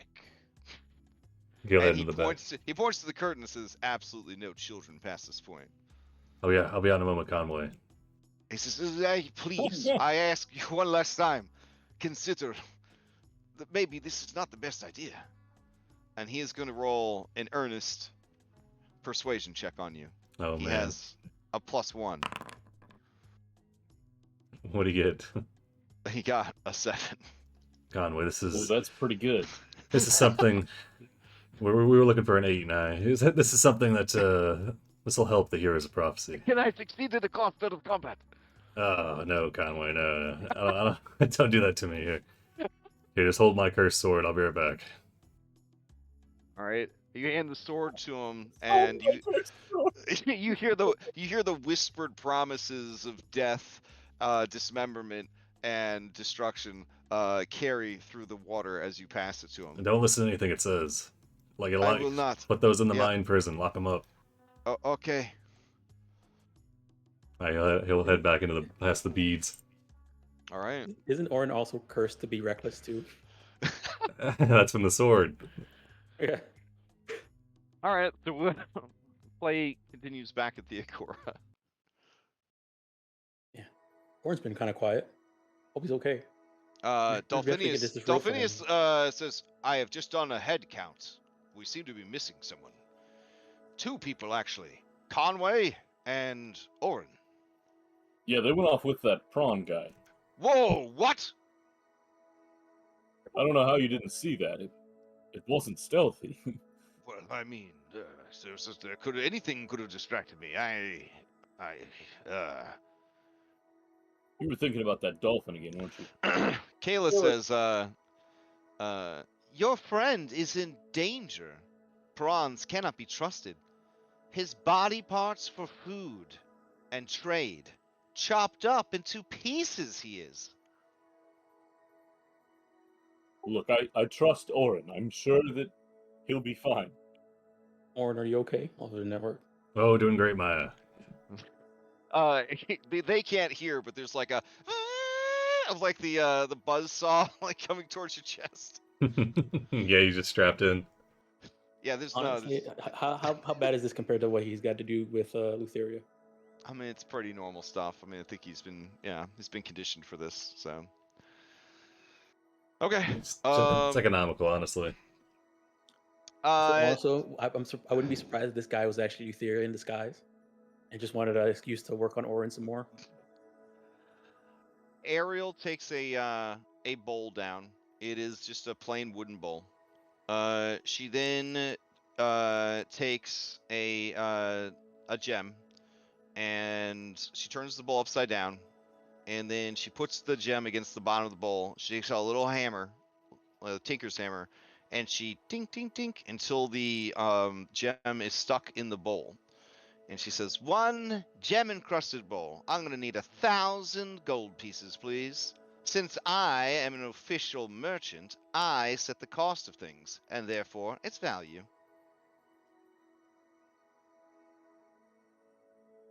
Okay. That's why you should always have a merchant in your party. You can cheat at spell components. Seems like your DM would crack down on that after a while. No, Yep. not if he approved the homebrew merchant class. That's his first mistake.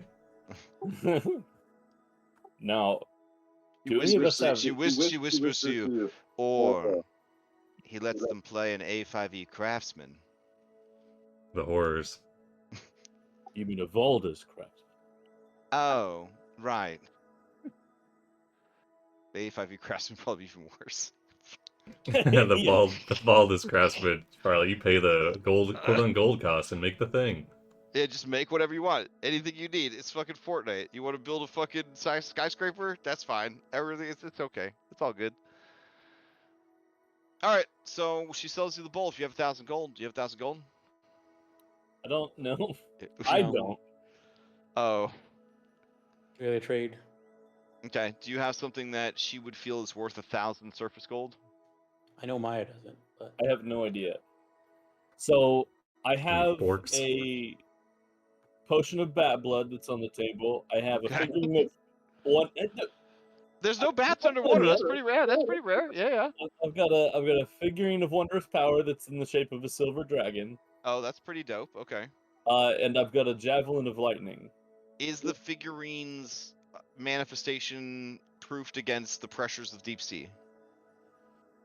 Only one way to find I out. mean, technically, it's a magical item. Okay.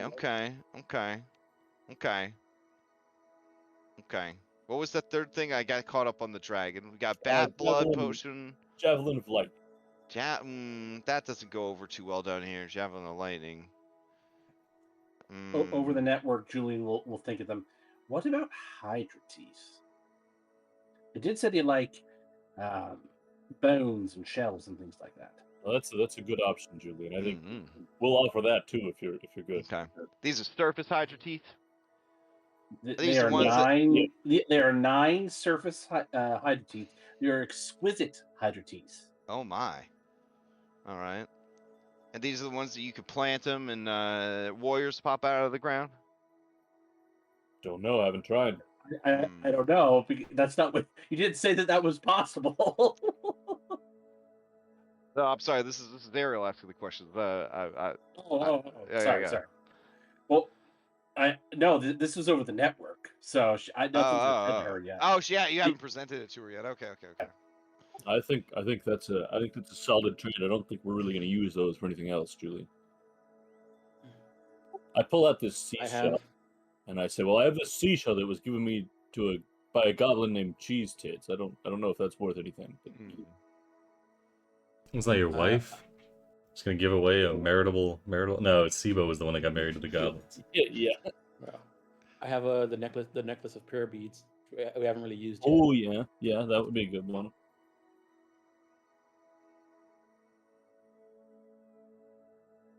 Are you saying I that don't know. out loud, or are you just saying that over the network. She hasn't been speaking in common, right? She's been speaking. Oh, she does speak a little bit of common. Okay. So I guess in terms of what we want to trade, it's I have the necklace of prayer beads. Julian has the teeth. You have the 3 things that you mentioned. Well, this is over the network. We're assuming that she wants all of it. Perhaps there's something we open the bidding with, kind of go from there. Oh, I've got a blue sapphire worth 1,000 gold I stole from Gaius' room during the prison raid. If only you were here. I sang it over the network. We're over at the network. Oh, you do? As I do, yeah. being sawn open. Yeah. Can you? Well, I guess. Oh we yeah, can- I'll be done here in a moment. I'll be over. Okay. In the background, we just hear, a buzzsaw. Yeah, you can hear it over the thoughts. He's thinking about it. For some reason, you're getting pictures of sharp implements and surgery rooms, bright lights. We get that all the time sometimes from Oren. Just every once in a while. Start daydreaming, yeah. Every once in a while we hear a song, something wash or something like that.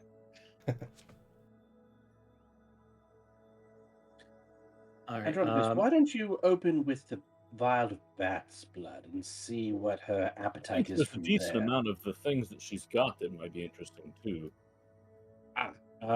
Well, apart from that, what do we want? the rope.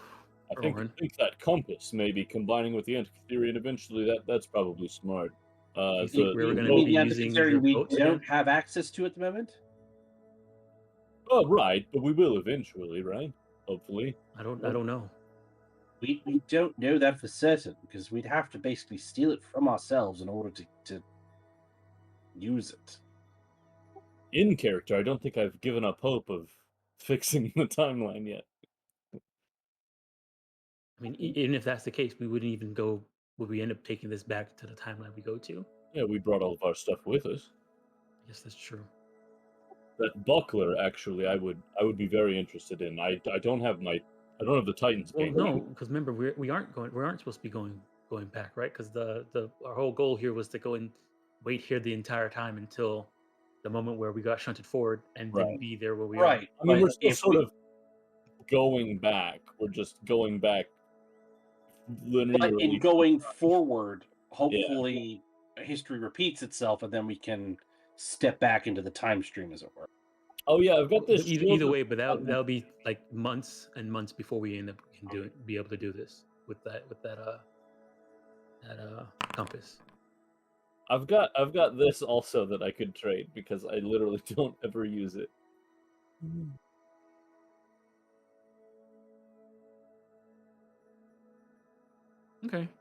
Okay, so we want to get the rope. I think the eagle whip is kind of cool, but I don't know if anybody wants to use that. It'll probably I good on got Orin. the buckler.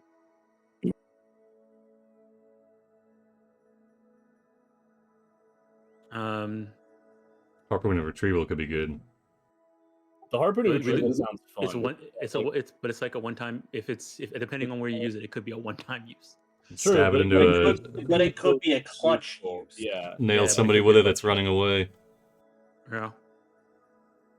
Or save someone who might be falling off, Yeah. a ship into oblivion or something. I mean, like, imagine one of us had gotten stuck in the black hole and started getting pulled away when Praxis got, and we could just have impaled them with that and then got them back. Like, it could be real Yeah. huge in the right time. The Pearl of the Abyss might be smart to do before we go down to the chasm, just because, like, there might be magical darkness down there. I don't know. No, that buckler, barnacle buckler. But yeah, no, I definitely want the buckler. That's nice. The pearl of abyss might be used for what we're about to do. Yeah.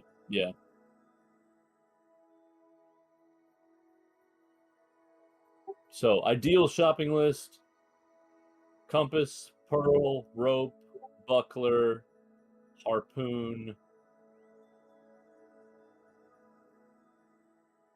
I think that's it. Whip if somebody wanted it.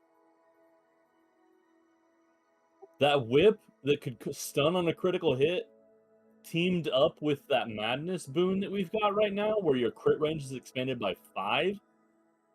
Yep. That could be fucking huge. That's reasonable.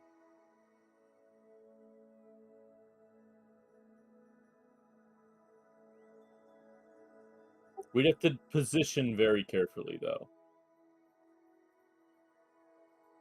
We also don't know position- what else these things do besides this description as well. That's true. Like with the look at with the bell, the kraken. The Right, tentacle well, bell. we don't need that. If we want anything Kraken related, Julian still has his baby Leviathan horn. Yeah. Nice.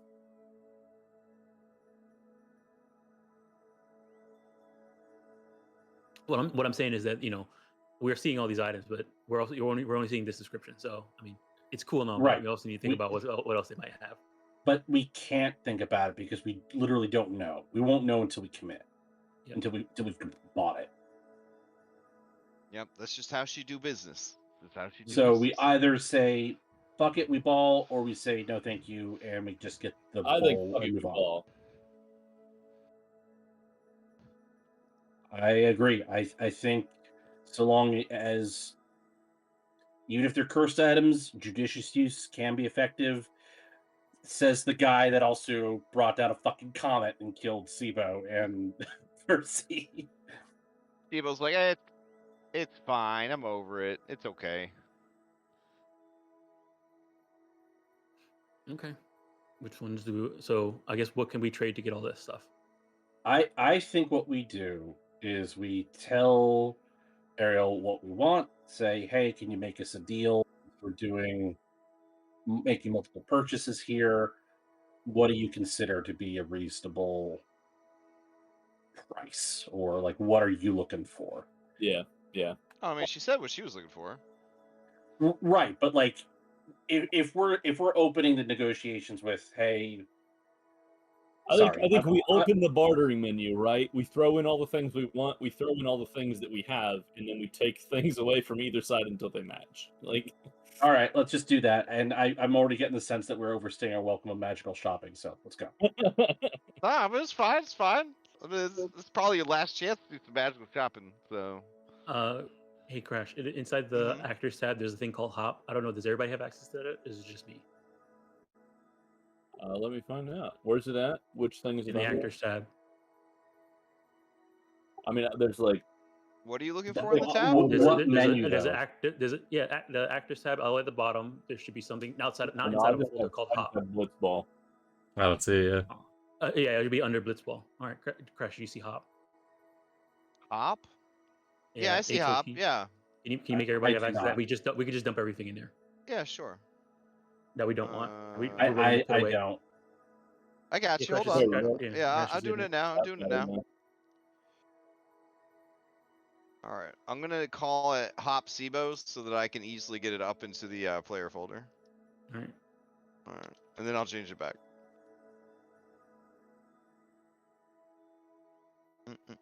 And then also over the network, Julian will remind them. I also have this magic lamp with one wish, but perhaps I think relinquishing that might be too God damn, dude. might be too Casually dangerous. drop that on everybody.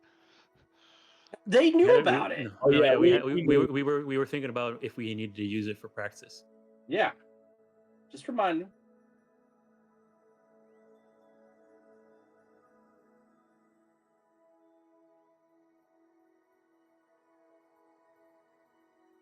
I do have this self-heating tea kettle from Julian.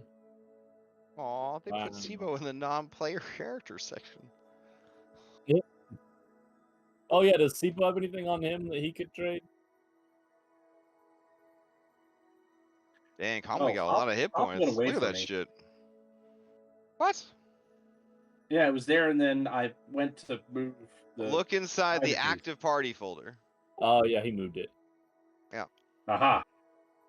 I was trying to be helpful.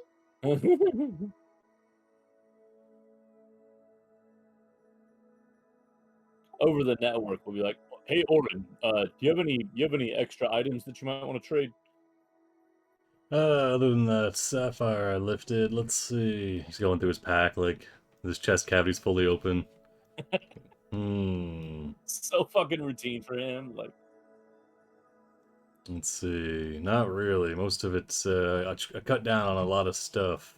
Yeah.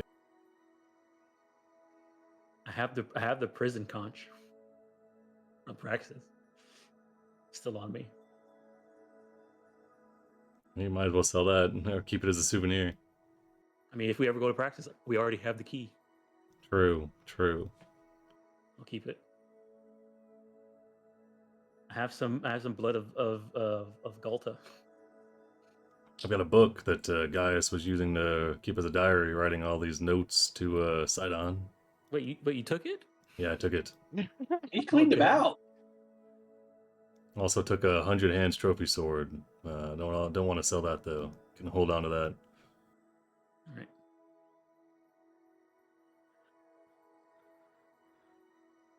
I guess I could get rid of this 300 gold summon Fey.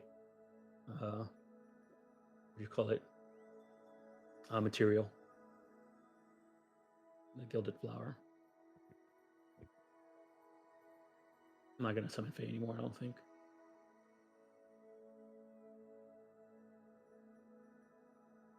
I mean, I could and upcast it.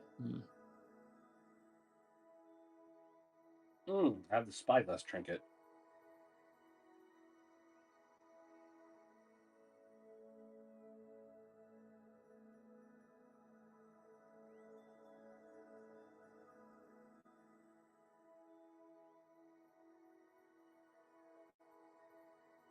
All right, I guess that's it then. In the Yeah, I think any other extra magic items we have were on the fucking ship, so they're all not here. Yeah, I don't really have anything else besides that stuff, or weapons and miscellaneous use items.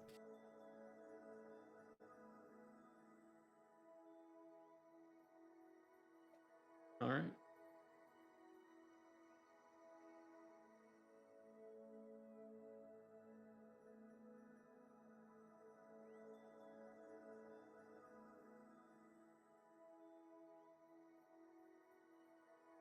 I'll put in the summon Fae things, 300 gold.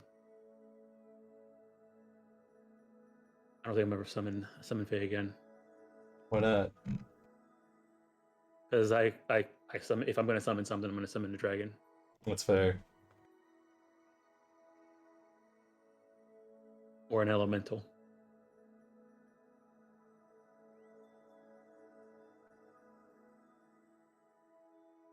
All right. All right. You ready? I think so. Okay. Oh, I've got the Helm of the Oracle. That may help things. Can you get rid of that? Isn't that what I the already first thing? unattuned from it. Nice.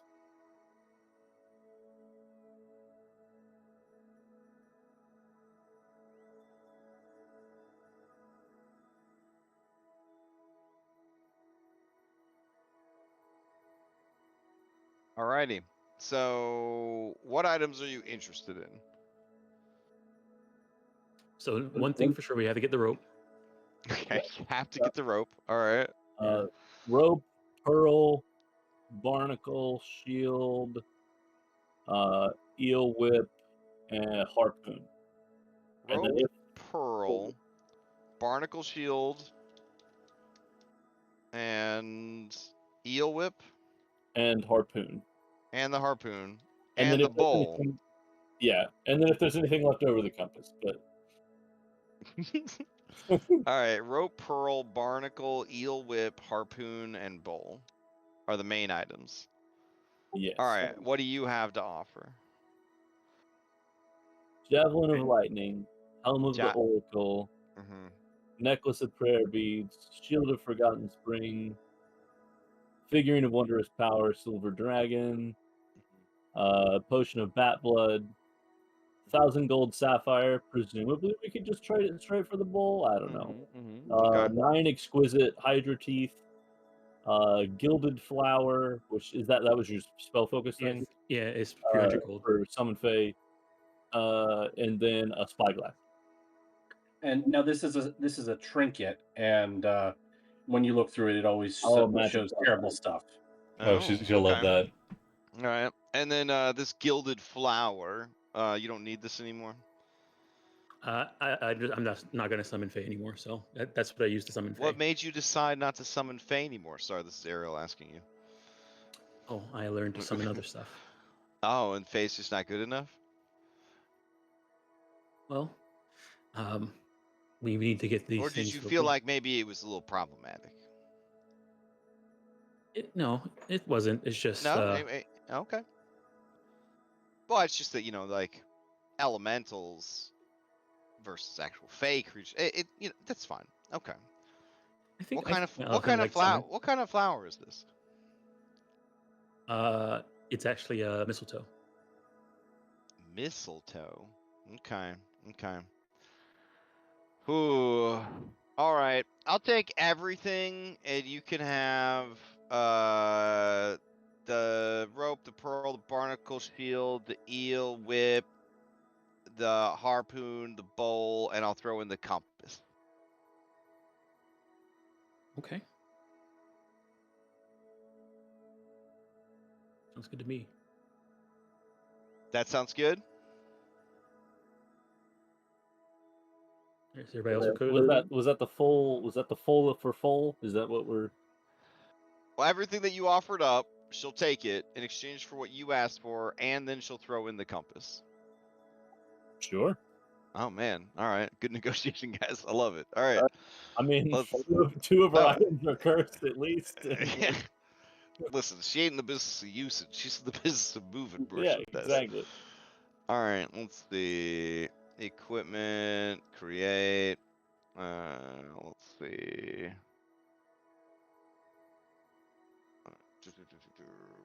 Trinket.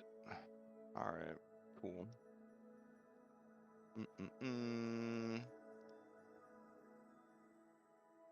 Okay, so what do we got here? Pearl of the Abyss. Nice.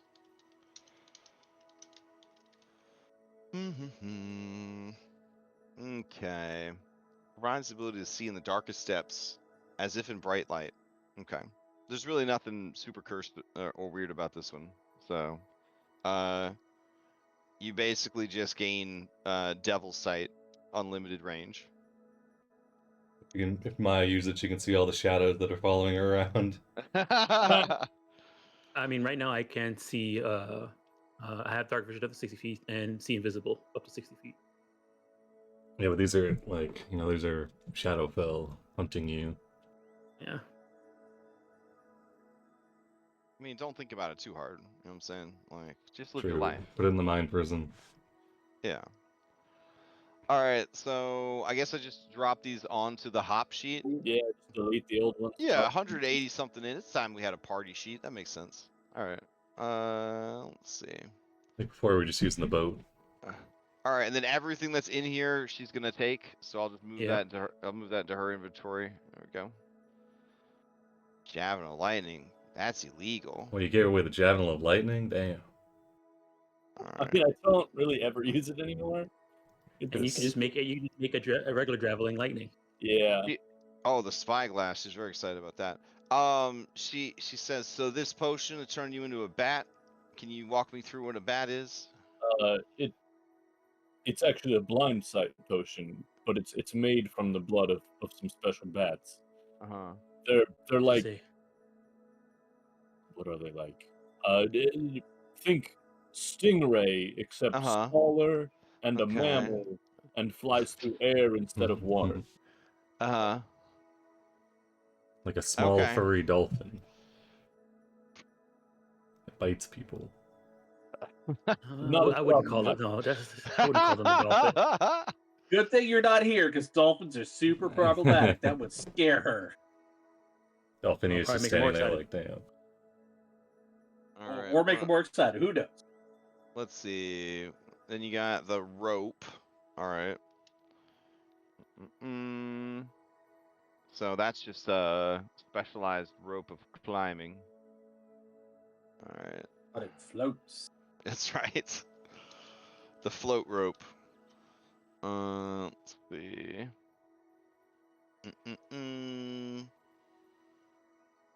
Where is it? Mariner's rope. Ah, there it is. Okay.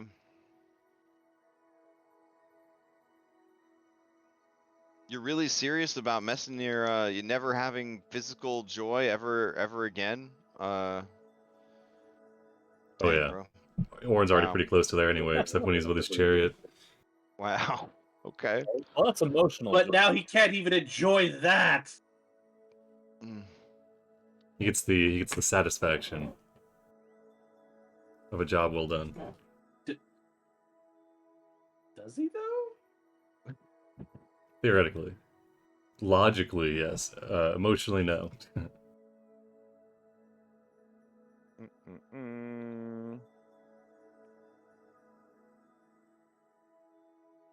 Man, an unbreakable rope of climbing. Wow. All right.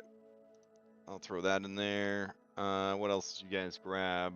I always like how in 5th edition in the DMG they're like magic items are basically unbreakable. And then also in the DMG, they're like, this rope has 25 hit points. Like, they're in the same book. Yeah. Let's see.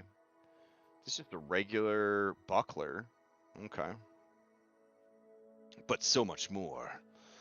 All right. Let's see. Use this to mount a monster. Oh no, it's really good.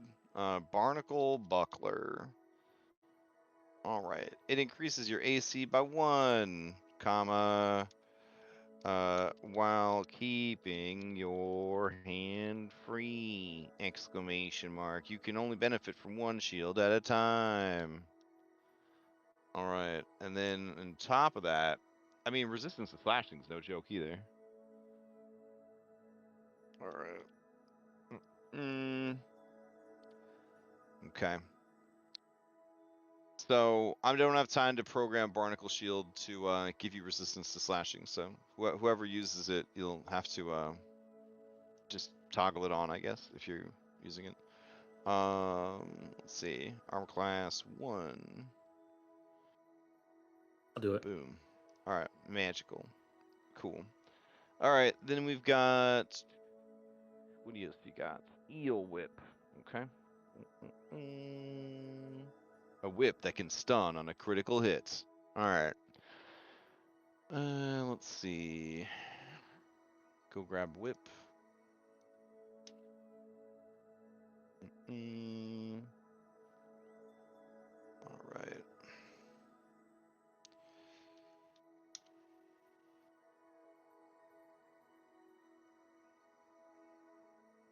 Okay. Let's see. When this weapon scores a critical hit, comma, the creature must make a con save versus a DC equal to half the damage it took from the critical hit. If it fails, comma, it is stunned until the end of its next turn. Do these things require commit? I feel like the buckler definitely does. The buckler for the buckler for sure. The eel whip does not. What about the pearl? I would say no. You guys can pass the pearl around. Nice. Okay. Let's see. Oh, let me grab this eel whip. The only thing going for this eel whip is that it's magical, and that it can maybe stun somebody. It also looks like an eel. Cool. Yeah. All right. Looks like one of the eels from Mario 64, I bet. Oh man. Those things freaked me out as a little kid. It was very scary. It was very scary. I wasn't a little kid when I encountered the Mario eel, but we were all new to playing 3D games. So it was like, oh, like the people that play like the. God dang it, don't put that in there. It's like a horror game. All right. Let's see. Then you did the harpoon. Oh my God, what a mess of an item. All right, hold on.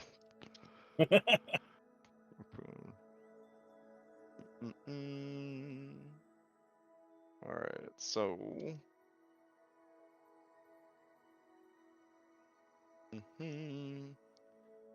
All right.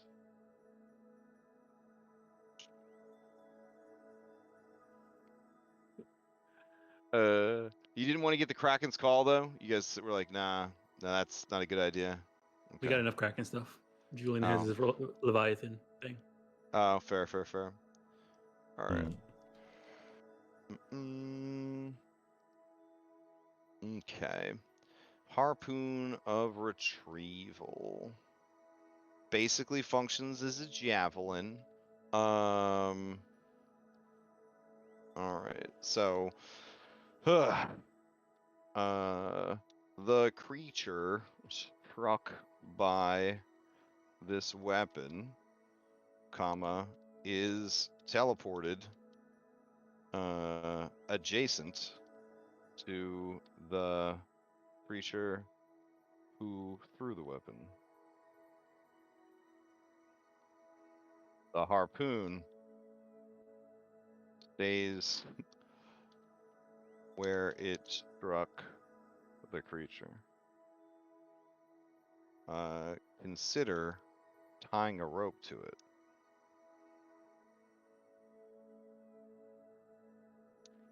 And an unbreakable 100-foot long floating rope.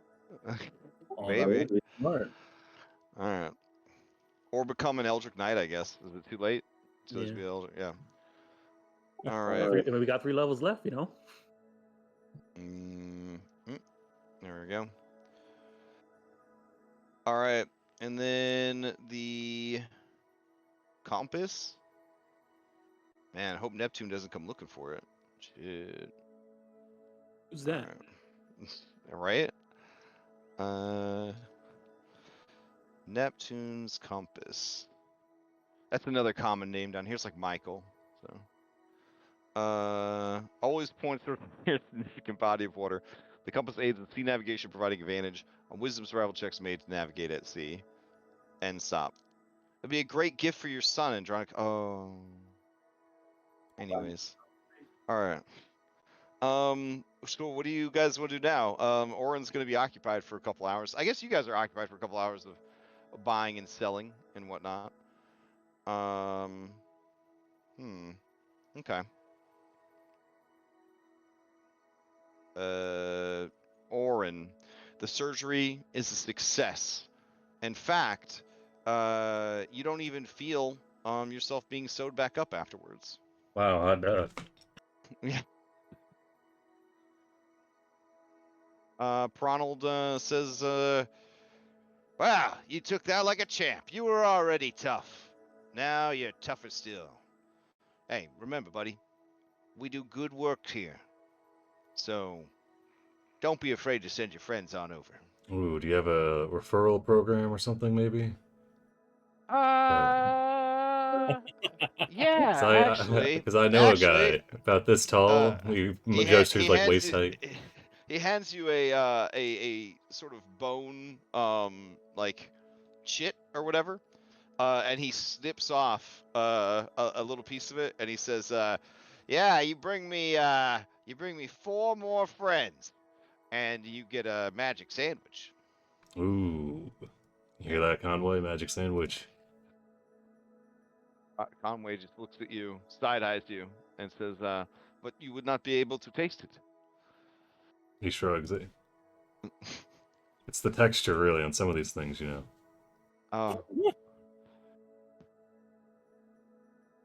See, I do know a guy who has no taste buds, and he says that the texture is the only thing that matters for food. Said that the grossest thing he's ever eaten was like a marshmallow. Can he smell? I've heard smelling. I don't big think component. he can smell really. I don't think he can smell really well. I think it's all mixed up in like the taste thing. Yeah, So, I think smelling is a very big component of taste. Yeah. Could you imagine that though? You enjoy food only based on how it feels in your mouth. It's a situation. All right. Anything else, guys? You guys gonna meet up? Oren heads out, yeah. Okay. You got that sword, Conway? You didn't listen to its whispers, did you? I did not. I set it down. Good. He'll grab it up, throw it back in its scabbard.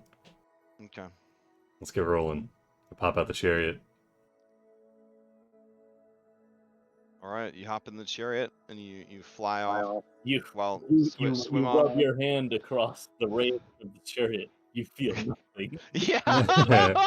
So I think Will, I think you knew this was coming. As you get into the chariot, the exhilaration that you would feel from like the fast takeoff and the speed, that feeling of in this case the water resistance kind of passing by you, it is as nothing. He just has a content look on his face as they soar over the city. Fair enough. Well, goddamn it, Crash, you're not gonna make me regret this decision. This is the character who we had to convince he needed to stop making himself deaf. So, I mean, I don't know what there really is to do here. All right. You see Orin arrive as you guys are just finishing your business. He seems oddly content, but a bit more standoffish than usual. Hey, everything went great with the prawn guys. I'm glad. Did you guys get the bowl? Yes. We also got a couple other stuff. Prize for you. Hmm. Hope it's not open heart surgery. You're gonna love the feel of this. Oh yeah. Nah, we got pull out the mariner's rope. Ooh. It's indestructible. He runs his hand across it. Good quality, I think.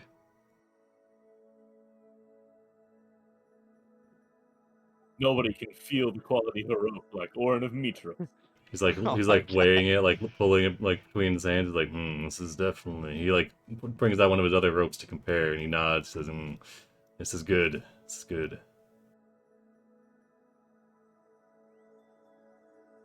Maya's gonna lean over to Julie and be like, I don't know. I would have thought he would have been happier. Yeah, you can tell it when he says this is good. There's kind of like a question mark at the end, like he's trying to. Yeah.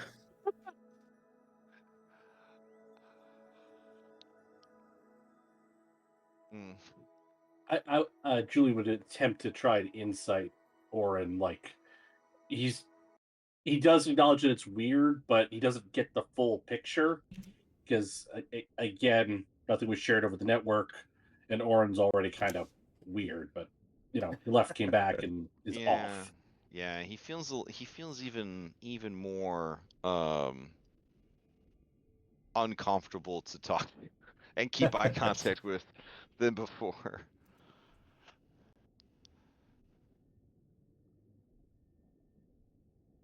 Maybe we should talk to him, but I later. changed the Now's they not the changed the time. music to be more awkward too. So I mean, I hear the music. It's the kazoo theme. what? Oh no, there is actual music playing. But... Okay. All right. So Dolphinius says, "Well, it's getting on to nearly midday. You want to have some lunch?" We're going to have some lunch with this bowl. I would suggest if you guys not be around us when we do this, just in case. Kayla says, "I am familiar with this spell, heroic feasting. I have never seen it performed in a bowl. Would it be all right for me to be watching such a thing?" Well, with the way magic is working right now, it might be safer if you were. Oh, her eyes go wide, and the guilt of disenchanting the king's trident overwhelms her. And she says, I, you're right. I remember something I needed to do," and she rushes off. Yeah. Ariel says, "Yeah, whatever's going on with magic, I hope it doesn't affect my my trade too much." Man. But you guys like have been it helped around. your Do trade, they eh? have those issues up on the surface? Yes. Really? Do you guys have any idea what could have caused it? We spoke to the goddess of magic. She said it was something to do with the weave. Oh. Yeah, I haven't been by to see her in a while. She's a very scary lady. Maybe don't right now. She's not handling it well. Makes sense. All right. Well, keep me in mind if you find anything interesting that you want to trade. I get new stock every 7 days, so 6 days from now, my guys will be back. I have this really great adventuring party I sponsor. There's a crab man, there's a shark guy. Oh yeah, there's well, I think the one is an air elemental. I'm not sure. He's invisible all the time. There's this mermaid. It's very cool. Okay. Well, Delphinius, is there a place we can go to cast a spell that won't be around any other people part of the city? Oh, he says we should definitely go to the outskirts.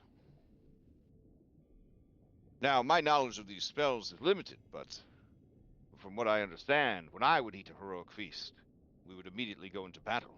Is that the case? Are you headed down into the abyss? I think we've got like 8 hours or 24 hours or something. All right.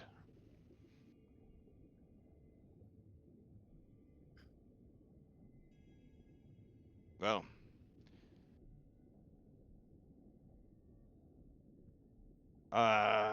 hmm.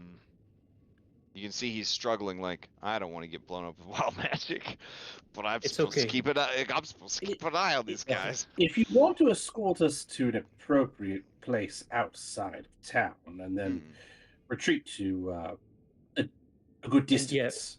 yeah, we'll if you want, take us to a place, head to the chasm and wait for us there. We'll show up on the way. Oh, I don't know if I should wait by the chasm. It's a dangerous place. It's where That's true. it's a battlefield. Well, how about this? We take us to the outskirts and we'll meet you back at the palace before we head out. All right, that sounds good. All right, so he takes you outside of the city. He will take you to. Oh yeah. He'll take you to a place called Siren's Gate. There we go. It's an old art installation,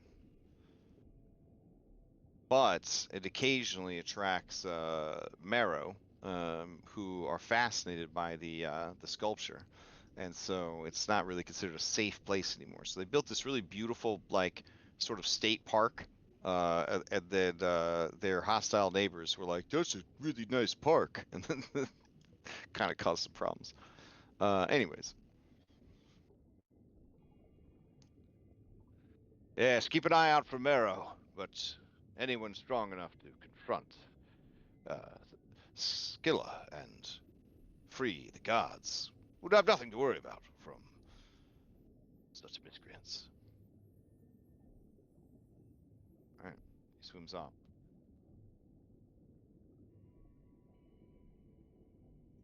Okay. It's a eat the bowl kind of This is- feast, or This is a dangerously large map. This is where like a big pitched battle would happen, or a fucking kaiju would show up. That's what your fighter instincts tell you. oh man, if I had emotions right now, I'd be so hyped for this. And he starts to get his weapons ready. I believe you have emotions. You just don't derive any pleasure from physical activity. There could be a fight coming, and I am okay with it. Yeah, you no longer feel physical pleasure. It's a really weird interaction with Adrenaline Junkie, I gotta say. Yeah. You're never gonna get that high. I'm doing it Yep. for the adrenaline. But that you never think you're getting.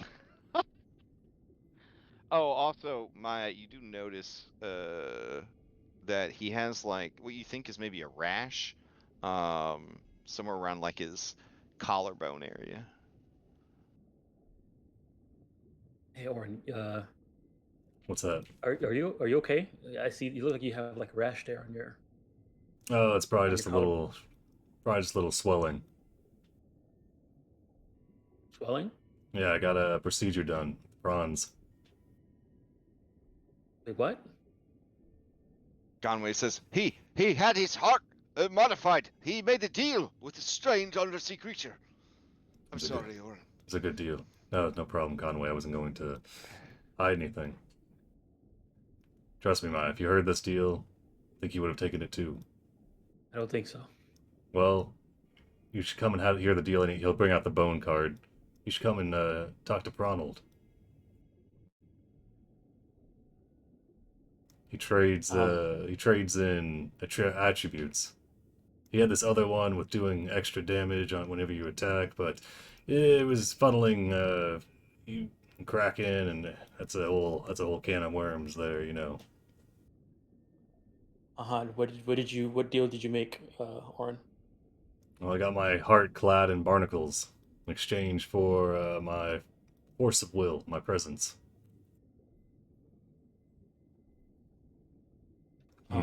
Mechanically, it's a +4 to con and a -2 to charisma. Well, hopefully that doesn't mean it makes you easier to control. Oh, they also Or took something my like- ability to feel pleasure.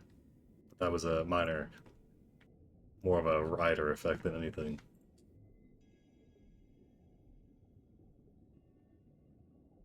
Maya looks at the rest of the group.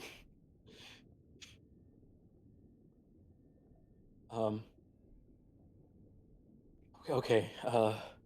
She pinches the bridge of her nose, and then says, "Okay, let's get this hero's feast set up, and I'll think about this later." He's rubbing his chin. He's like, I think I'm feeling good about it. I think. Okay. Let's see here. I'll go ahead and start casting. Maya is just like, I'll deal with this later. Put it on the shelf. Put it in a box. Put it on the shelf with all the other little boxes. Well, she's just hoping that he doesn't get dominated, and then we have to fight Orn.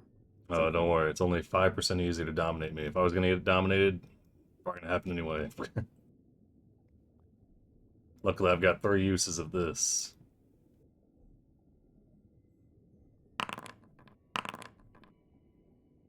Oh, it's blind GM roll. Let me roll it. Alright, so Maya, you cast Hero's Feast? Yep. Alright, is everybody rolling their own 2d10, or are you rolling one for everybody? I think we always did it one roll for everybody. Alright, so roll a 2d10 for everybody. All right. Does this is there like a problem with the casting or anything? Well, I see. A problem with the casting. More of a bonus. Yeah. A spicy seasoning for the casting. Oh.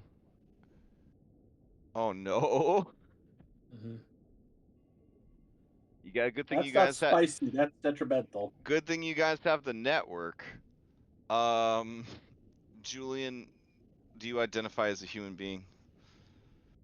Julian definitely identifies as a very sexy human being. Okay. Oren, you human being. More human than otherwise, but sure. Okay.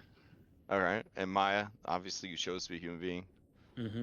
Okay. The 3 of you can't understand. You can't hear the others talking.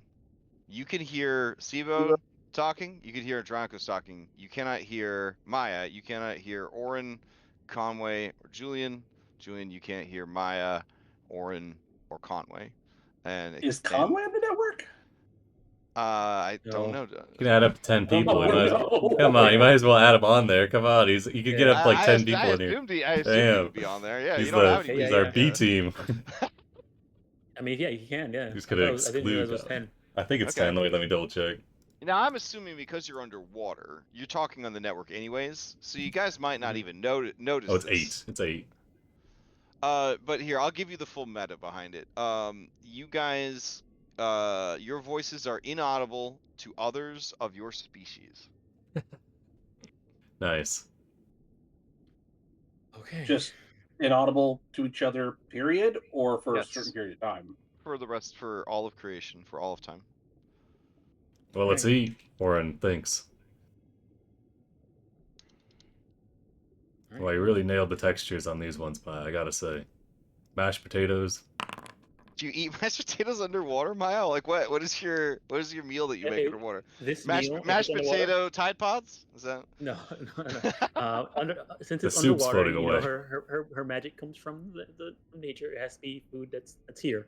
So it's probably a bunch of sea grapes. Sea grapes. Okay. Like from seaweed. Oh yeah, this is Andronicus's favorite hero's feast so far. They really burst in your mouth like you're eating something. And 9 temp HP.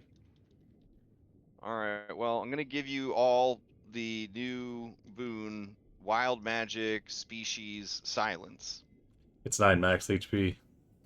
Right. We have 13 9 temp max, HP yeah. from Sibo. As long as you watch him while he sleeps. And 9 max. I So like 9, how 10 from Sibo and David 9 over here Matt. thinking about like the post game, right? Like, you know, like what kind of life is Julian gonna have if no one could hear his voice anymore? Like everyone else is just like, eh, that's future us's problem. Let's just How keep am I? going. How am I going to be Queen of Thebes? Right? Sign language. Warren's like, That's, he's like, I don't hang out with a lot of humans. They become undead once they're in the Nyx, Maya. So I guess what she'll have to do. I guess at that point she'll just shape change herself for the day. oh my god. 'Cause by that time she could talk. She Yeah, could talk become as a an animal. Medusa again. Yeah. At that level, hopefully at the end, if she's still here at that time, she could talk. She could talk while she's an animal. I gotta Perfect. embrace this godhood thing to where I don't consider myself a Triton anymore. yeah, I guess it doesn't Of course, affect you then too I wouldn't much. be able to hear other gods. That would probably be bad. mean, I mean, technically, Julian could consider himself a demigod, so then he just wouldn't be able to be heard by demigods.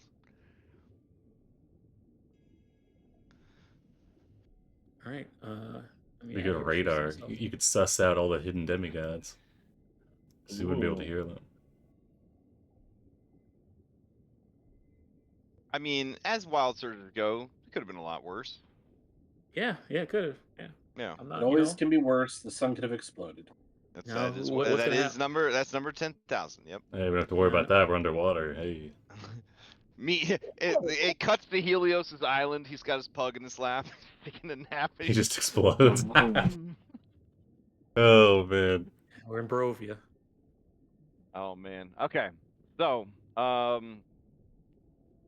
while you guys are chilling, and eating, you do see a squad of Marrow ride up on their sick fucking rides. That's right, killer whales, baby. Whoa. Yeah. And the Marrow look over at you guys, and they like see that there's some weird aliens at their favorite park. Just sitting down at a picnic table eating. Eating. All right. They kind of idle like their rides. I guess real quick, did we give out these magic items? I don't know if I have the full art of this anymore. You guys ever seen the art of this these Marrow? It's fucking looks so cool. Let me see if I could find the full art. Oh, that's right. Brave Browser doesn't let you search images. Incredible. Let's see. Who took the harpoon? I don't think anybody yet. Maybe it's in my drive. Let me see. Someone take the buckler. I took the buckler, yeah. All right. I use the whip. Because I've got an expanded crit range normally. You go for it. Oh yeah, here it is.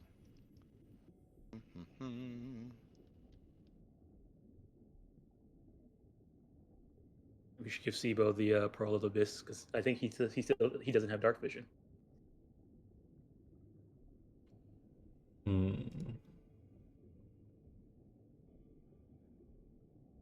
Oh wow, that is actually pretty cool. Yeah. All right. That's so cool. One of them calls over to you in Aquan and says, "Who are you? This is Marrow territory." Really, here's a prophecy. We're here enjoying a feast. When you say the Heroes of Prophecy, these tough guys, they all start chortling because it's such a dorky name for a adventuring party. Well, you've heard of us. God damn. The guy's like, no, wait, hold on. They only speak Aquan. Hold on. Oh, okay, never mind. Yeah. So Andronicos, Orange shouts over, we're the Heroes of Prophecy, and you hear him. Julian, you see bubbles come out of Orange's mouth, but you hear no sound. He must be silenced like you were. Same thing. They don't speak common. Okay. Wow. You know, it's really on us for not learning Aquan before coming here. Kind of culturally insensitive of us. A little bit. This one calls out and says, "Why are you so ugly?" been practicing. Oh man, they all laughed. Oh man. All What are right, they give me saying, a Andronicus? Andronicus, give me a friendly intimidation check. This is to see if you're a tough guy, tough enough to go to the salty spittoon. It's right over there. Okay. That's not. I don't think that's really that tough. You just kind of come across as a nice guy, who pretends he's tough. Okay. They size you up and down, and then this one says to Andronicus, "Well, what are you eating? Are those sea grapes? Is there enough for us?" I don't actually know. Maya, how many people does this serve? Are you sure we should be feeding the marrow? We were specifically told how dangerous they were. That if they're on their way to conduct a raid, we're aiding and abetting an enemy. And Andronicus, this one in the back says, this is the biggest one. They call it an Aquan. They say, "Hey man, but he looks like a nerd." Who, me? No, that one. And they point at Julian. Oh yeah, not as much for the small one, but he is a nerd. How much for the small one? I want to eat him. No, something else tried already. It didn't work. Julian, maybe they're actually nice. Is he poisonous? Might as well be. I can't understand a word they're saying, so I couldn't say. We haven't got the full picture. We should hear their side of the story. They could have rich cultural histories. In Aquan, this guy says, "Man, we should fucking kill these guys." And then in Aquan, this one says things that we're not allowed to say on Twitch. I'm surprised the creepy one didn't say it. Andronicus looks at the Oh, sorry. these guys, and he says, "Listen, friend, we've killed things that you can't even imagine." Are you saying this to the killer whales? Because they seem to be the big problem here. Yeah, So. yeah. Okay. The guy specifically said we should kill him. We should just kill They're him. the real instigators. We've killed things that you couldn't even comprehend. I don't think this is a fight that you want to do. I've killed gods. Listen here, fish sticks. Listen here. Look at me. I'm a killer whale, born to kill. You heard of the Dolphin Wars? Yes, my father fought in the Dolphin Wars. Then you know that the killer whale is the strongest dolphin in the ocean. I'm so strong. We're down at the bottom of the ocean. Nothing bad happening to us. And then he fin fives the guy, the one next to him. You're a sea creature at the bottom of the ocean and nothing bad's happened to you. These are surface dwellers at the bottom of the ocean and nothing's happened to them. Now, Maya, you're training as a druid. You have heard of the most evil of all dolphins, the killer whale. Some call them Orcus.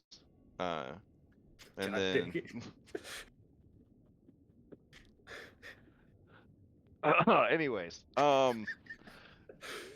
you don't ever see them near land because whenever they are spotted, entire communities rally and put aside their differences to kill or chase off the killer whales. Such is their vileness. Yeah, Maya's been staring at them this entire time, making sure she can study them so that at some point, maybe she needs to get a new dolphin form. But yes, I guess Andronicus was talking to them. Oh damn! Well, it's a little embarrassing then, because as you study them, you realize they're only CR3 creatures. So. I mean, that means she can transform into them. Yeah. Okay. Also, in their art, there's like a little otter. Yeah, exactly. Oh man. All right. So the marrow, they feel a little nervous. You guys are a bit too confident, and you did point out that they're surface dwellers that are alive at the bottom of the ocean. I mean, they probably got the big magic, and they don't like the big magic. So they're gonna He says in Aquan, well, there's better places to hang out anyways. And then he hops on his thing and then they go to ride out. As they do, all 3 killer whales just drop fat shits in the water on their way out. The shits are propelled towards you, ruining the ambiance of these beautiful gardens. That's the kind of creatures you're dealing with there. Pure evil. At least with the cute crew cumbers, you get something out of it. True. Okay. Julian shudders at that memory. That realization. All right, so you guys eating the hero's feast? I got a booth for that. Hold on. It looks like Maya already applied it. I'll apply it to everyone else though. I gotta catch up. Maya, that kid that make it so the rest of us can't get a curve on our test score. You know what I'm saying? Just throwing it out there. All right. Now that you guys are infused with delicious magical sea grapes, and you had more of your linguistic skills magically destroyed forever, where do you go now? So, Crash, is it just like when we talk that we can't hear each other, like verbally speak? Like, what's the exact wording? That's why I said it was good that you had the network. Okay. So any telepathic communication is unaffected. Yeah, it's just our voice. Your vocalization. Okay. Yep. Yeah. Other members of your species cannot hear your vocalizations. Got it. Yeah. So you should have a feature for it now. Would that still work? Because it mentions like whispering and things like that. That would be a vocalization then. So no. I don't know. It feels like that's just the somatic component of the spell, because like you can cast it to people that are far enough away where they can't hear you. Well, it says, but it's transmitting your words, your vocalizations. Yeah, the target hears the message and can only reply in a whisper. So you speak a word, and then the word is magically transferred. It'd be like using one of the mermaid mirrors. Like they would think that you had your mic muted. But telepathy or whatever, that's fine. That's fine. Like the Sibo's book would still work. Yeah, exactly. Again, it's not a problem. It's a little problem, not a huge problem. I mean, Julian won't be able to give any dope speeches. Maya's gonna have a hard time. Yeah, it's fine. Our charisma person can't speak to humans anymore. So. How many of those could there be though? That's like almost free subtle spell for some spells. So. If they're fighting against humans. Yeah, I guess so. Lose my ability to talk to people right as I trade away my charisma score. Yeah, I guess so. It's all coming up Millhouse. All right, I guess we head to our client. Now that we ditched Phineas. All right, sounds good. He's gonna come back to the hero's feast, just see whale shit everywhere, and just be like, "Oh no!" No, I told him we'll meet him at the palace. Oh, okay. He's like, they turned into poop. The heroes of prophecy. Ariel, I'm sorry, you can't go on this adventure. You have a business to run. Unless you want to fill out this B team doc. Flounder too. He said it was good to have. He said it was good to have a merchant in your party. On the way back you to did. You did. That's true. That's true. The problem is you don't have any way to give her legs. If she, if you're going on an adventure to the surface, she'd love to go, but artificer, baby. Oh no. Just go get one of those second age. She didn't specify that they had to be flesh legs. All right, let me get some bougie, swanky palace music here. Hold on. On the way over. Open up the Pathfinder book. There's a merfolk wheelchair thing. Oh my goodness. Orin's talking to Sibo, and he's like, "Hey, you know how your dex score is pretty in the dumps now? I know a guy who can fix that." Shows him the card. What? Oh my God, Sibo will do that shit. I know.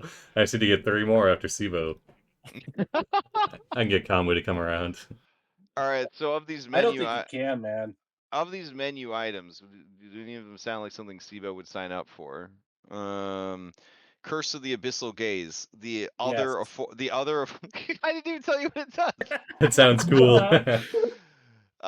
Ghostly. That's how he rolls, man. Ghostly Anchor. Oh man, Oren definitely doesn't want this one. Ghostly Anchor, you become immune to physical damage for 1 hour each day. Do you get to choose the hour?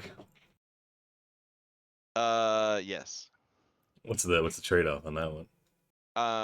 For every hour that this ability is used, you age 1 decade. Oh, why didn't he? Yeah, I definitely would take that one. Damn. I mean, you can go back. Oh yeah, I mean, I I'll go with you, mean, Sibo. Fill out the punch give card me yourself. give me one more level on that, and then each decade is just 1 year for me. There you go. Let's see. Siren's Whisper, charm person at will. Lame. But you automatically fail saving throws against charm. No. I feel like even Sibo wouldn't take that one. Depth's Bargain. You can survive at any depth. You gain resistance to cold damage. You can breathe underwater indefinitely, and you gain a swim speed, double your land speed. However, you can never survive on land for more than 1 hour a day. Yeah. Yeah. Be good if you were like a pirate, I guess. Eternal Night. Anytime it's dark, you are greater invisibility. But anytime it's not dark, you are blind. That one's pretty good. That one is pretty good. You can get some blind sight magic items, and you Oh know it's no! so You should fucking good. definitely don't see about this one. Coral Mind. If it's an intelligence one, he's gonna take it. It doesn't boost your intelligence, but you gain knowledge of all ancient underwater civilizations. So perfect knowledge of all ancient ancient underwater civilizations. However, over time, you do forget your own history. Eh. In history, just like I where you mean, came for from. for Sibo, I think finding the knowledge itself is Your kind own of history, joy. like when your dad would hit you in the head for being dumb, like slow, stuff like that. You'd forget Actually, all that maybe stuff. no. Oh, maybe never mind. Maybe this is right up Sibo's alley. Okay. Spectral fins. You acquire the appearance of a lionfish triton. And you can at will pass through solid objects, but only underwater. And every time you use this ability, you reduce your max hit points by 10% until you complete a long rest. Shit, that's not bad at all. Yeah. Merfolk's Curse. You can charm any aquatic creature automatically, no saving throw. However, every full moon, you turn into a random sea creature and lose control of yourself. You can end up dying from that if you're not in the right spot. Oh yeah, for sure. Let's see. Whispering Shell. You gain the ability to hear the thoughts of others as per the detect thought spell at will. But you can never turn it off. So That's you just good. always hear what That's everybody's being thinking that's all the being a time. I inspiration. mean, isn't that just being a god here? Let's see. Tidecaller's Chain. You can control all water as per the spell in a 500-foot radius once per day. However, whenever there is a storm, you must make a wisdom saving throw, or you will walk into the sea, seek the bottom of the sea, and sit there until the storm passes.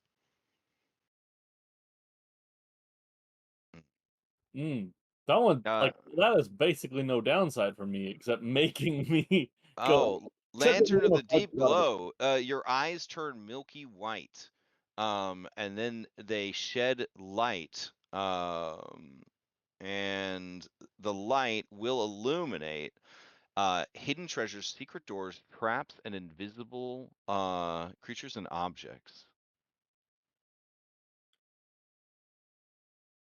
That storm one though. If we fight But Sydon, he makes a storm. You just go into water. Yeah, yeah. but for every hour that you are using your special lantern vision, you will lose a random memory permanently.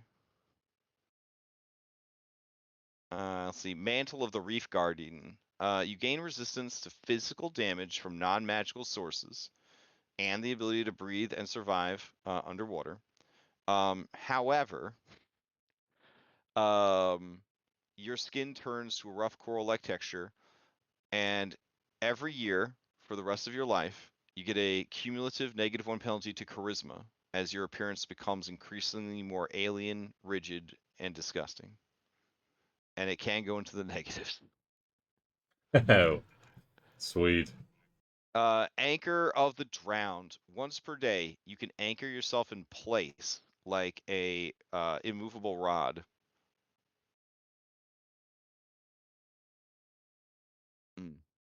But What's the drawback? whenever you use this power, your lungs fill with seawater, and you begin drowning if you are unable to breathe underwater, and you become silenced for 24 hours. Interesting. Yeah. Yeah. So, anyways, that's Well, I what got he my has list. on offer. He also has the very radical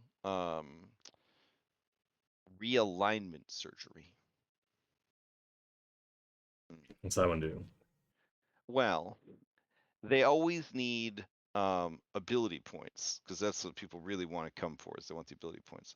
So for every 5 ability points that you are willing to give, they will let you raise any other stat of your choice 2 points.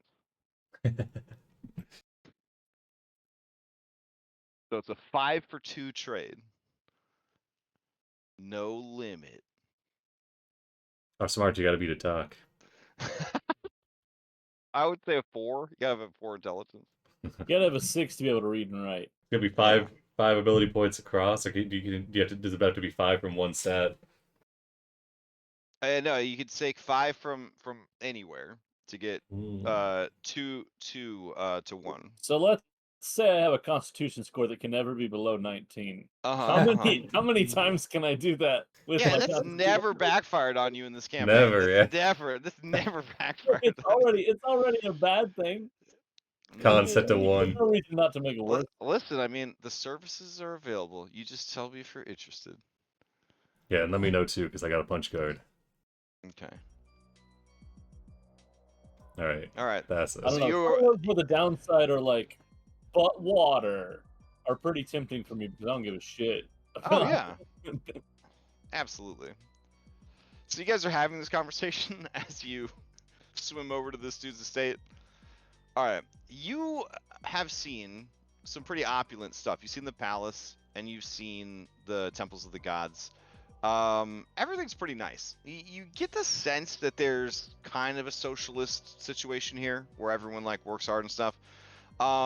None of the residential areas you've seen have been like super bougie. Then there's like this building which kind of rivals the palace and in some ways is better than the palace. When you arrive, you can see that there are gold-plated crab dudes out front, standing guard. And as you look around, you see that there's these thick-ass like electric eels just like swimming like rotations around the property. Julian, you get big crime lord vibes. You know, you have a history with crime lords.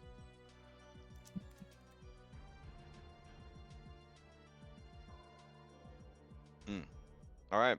As you arrive Although at not this particular crab lord. Well, yeah. As you arrive, Thassa, Sea Siren attendant, approaches and says, I'm glad you could make it.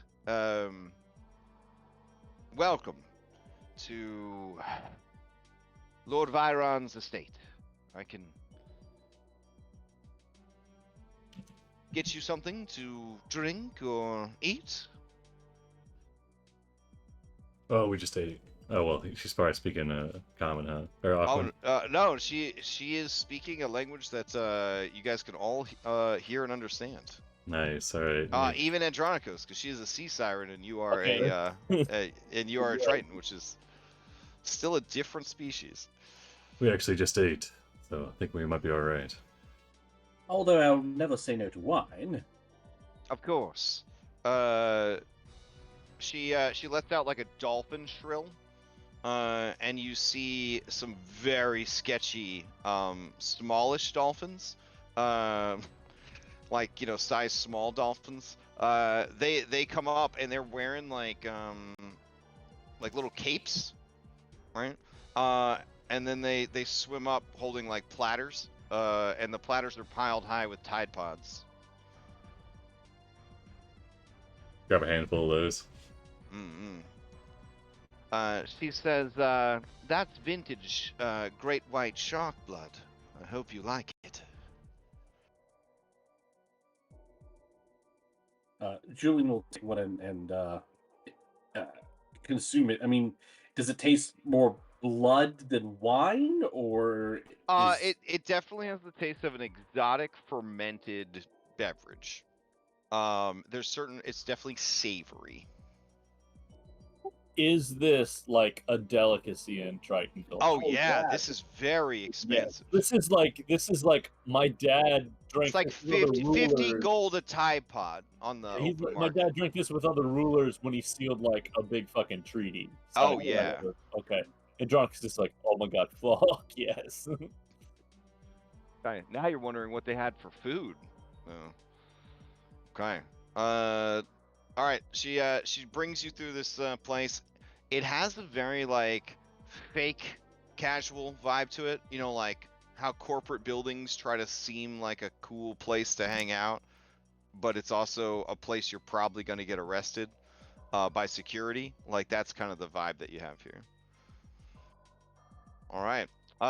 She leads you down a long hallway, and you can see that there's all manner of statuary, and the statuary depicts perfect humanoid forms with angelic wings in various states of destruction, but they are clean and well preserved, but no effort was made to repair them. Sibo informs you guys over the network that these are the original sirens before their fall. Man. He says just one of these statues would be worth a fortune on the surface. This is incredible. This is the archaeological find of the century. These things belong on our ship.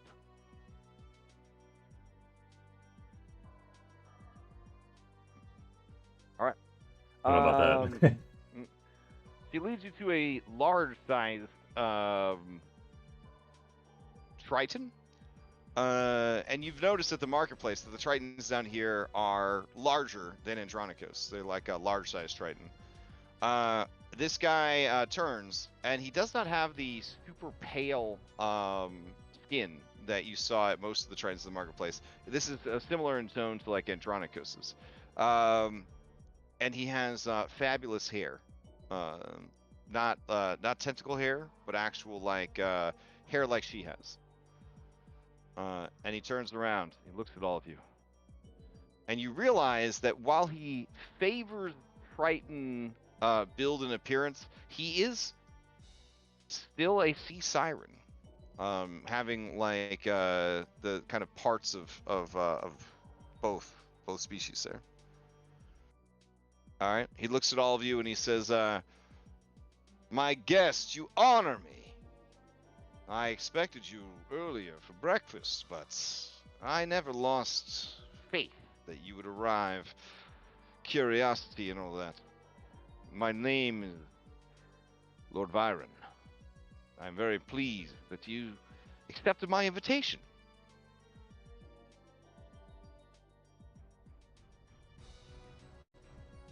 Well, are you going to introduce yourselves? Or to look over to Andronicus, he's like, oh. Oh, he is speaking a language that you can Yeah. understand. I know, but Andronicus is kind of like our representative at the moment. I'm the underwater ambassador. Exactly. we're pleased to be here. Is it okay if we get straight to it, or would you rather enjoy the refreshments more first? Well, you're a guest in my home, guest hospitality and all that, and I wouldn't want you to think that I was going to kill you.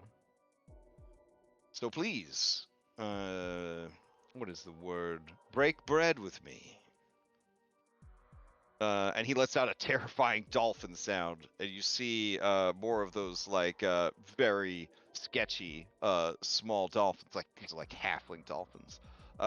They come in with trays just loaded with sashimi and like caviar and just all like, I mean, Andronikos, like, damn, they serving you fucking kelp crackers over there at the palace, and then you come over here. This is where the good shit is.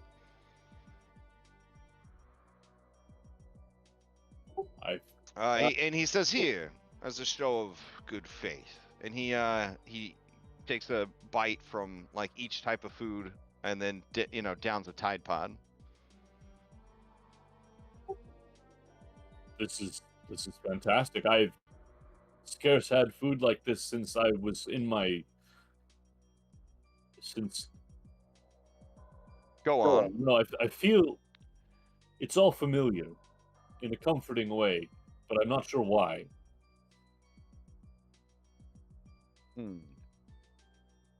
Maya. Mm-hmm.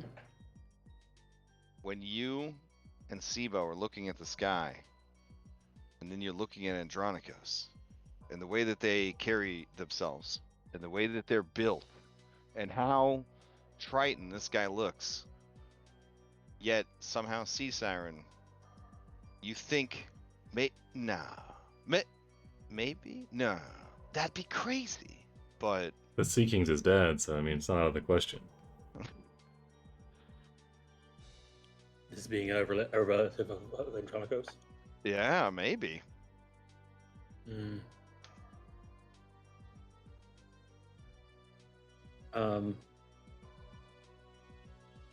I guess she'll just point out how similar they are looking in the on the network. She's not sure though. She's not gonna say like make assumptions yet. Mm-hmm. If anything, it's really like the line of the jaw and the eyes and just the demeanor and there's just so much. It just feels uncanny. It just feels She a said little uncanny. if Andronikos is a sea siren, he probably look like this guy. I can see that. So he says, to kind of, continue the conversation, he says, so then, it's been a while since you've enjoyed such fare, since you're the savior from the surface. Yes, that's correct. Uh-huh. Collectively, we're the heroes of prophecy. Yes, I've heard as much. I make it a point to know what goes on in my city. Your city as in the city you belong to, or your city as in the city that is your possession? Perhaps I misspoke. I meant to say our city. And Maya, with your incredible insight, you realize that he is lying. He definitely considers it to be his city. Also, Yeah. Sibo points out that this guy is using this amulet on his neck to translate for him. It's probably a tongues amulet. Okay. Which he points out are very expensive. Yeah. Maya will point out that he thinks it's his city in the network, of the network. He says, so please, introduce yourselves. I'd like to know of these heroes of prophecy, more than the rumors I've heard around town. It said you met with the gods, and that they were pleased at your arrival. That's true on both counts. I'm Andronicus. I'm Maya. Venus. Hmm. I've heard of Themis. That's where all the women live on the surface. Yes, many Sure. do. Not all, but many. Hmm. Thassa says, don't the women get lonely for the sexual intercourse of a male? That there are male men on the island. Ah, that makes sense.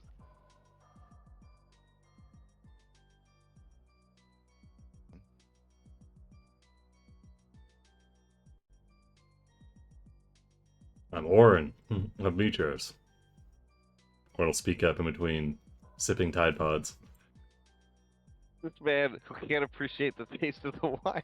Drinking 50 gold Tide Pods like one after the other. Fantastic. Fantastic. Julian will turn to Oren and give him a look, and over the network will be like, Oren, you're being a bit of a glutton. That's saying something coming from me.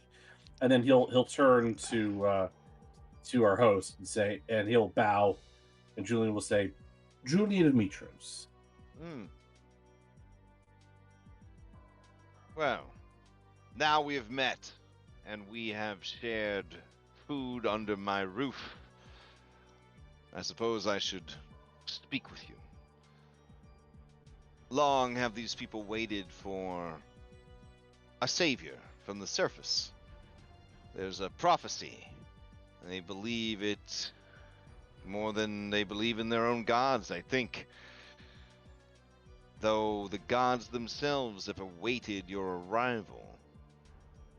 I have a good thing going here. And I don't mind change.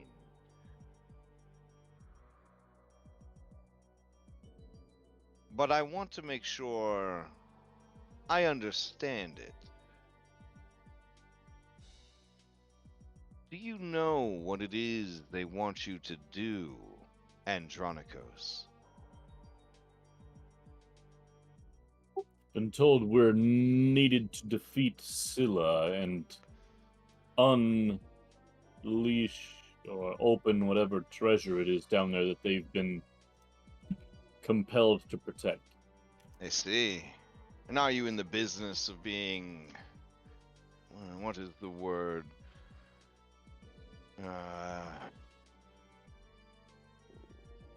The servant. It just doesn't fit right. It doesn't matter. Are you in the business? Are you in the business of being manipulated by gods? We're in the business of recruiting allies. It'd be better Recruiting for everyone. allies. That's all this is about? Well, it'd be better for everyone if the Scylla and the chasm wasn't there anymore, wouldn't it? No longer threaten the city. Well, Scylla was placed there by Lord Sydon at the behest of his father Kentamane to seal away something from the world. Well, if We're Sydon also placed in him the there, business of thwarting Sydon. yeah, if Sydon placed him there, that's all the more reason to get rid of it. Perhaps. Have you heard of an island full of ant people? Orange is gonna go back to sipping his Tide Pods. That is another horror sealed away by the gods. And my understanding of that place, I think it is called Titan's Folly, is that it's not the sort of thing you would want to be responsible for opening. Probably good if somebody got rid of that place. I'm simply trying to draw the comparison that while the gods can be blind and the gods can be fools, And if you look around my humble home, you see no shrines and no homage. For in this house, we have a saying. And then he looks around, and they all let out dolphin-like screams. Which, well, Maya, you speak dolphin, right? Not while I'm not in dolphin. Okay. And Dronkos, do you speak dolphin? I do not. Oh shit. Okay, so none of you speak dolphin. Damn. All right. Wow. Actually, Okay. no, I don't speak dolphin. Oh, you could have. I had to check. There was a surgery you could have gotten. I'll speak dolphin before the day's out. They all finish making this terrifying sound, and he says, I guess that didn't translate. Fuck the gods. And then the Tide Pod. And then Dasa says, "Fuck the gods." And then you hear all the dolphin and crab people making these horrible, like, dolphin sounds again. Conway is doing that sort of like Julia Dreyfus, like VP, like, what the fuck, like looking around, like, I don't know. He's sketchily holding up his Tide Pod, like, yeah, F the gods. Yeah, that's definitely what I want to say. It's a human fighter who got screwed over by the fates. I definitely want to say fuck the gods. Add to my woes. All right, Sibo joins in for sure. But Maya, with your incredible insight, you realize that Sibo is only pretending to go along with it. He is unsure about this guy. Yeah. Yeah. Or does it go along with it? Oh, you don't go along with it? Yeah. That makes sense. Yeah. Yeah. Lord Viron I says... raise a Tide Pod, but I don't join in their chanting. Oh, okay, fair enough. Lord Viron says, here, in the shadows of the sea, we have nothing to fear. This is a forgotten place. But you'll change that. He points to Andronicus. You're gonna change everything. These people, they think they're ready because they want to please the gods. They don't know the truth. They don't know the truth because they've done everything they can to forget it. But I never did.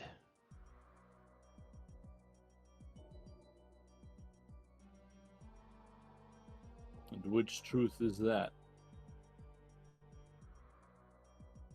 I'll show you. Will you take a short swim with me? It will take us into the Marrow territory. But there is a place that you must see for your own eyes. The eyes of the Savior.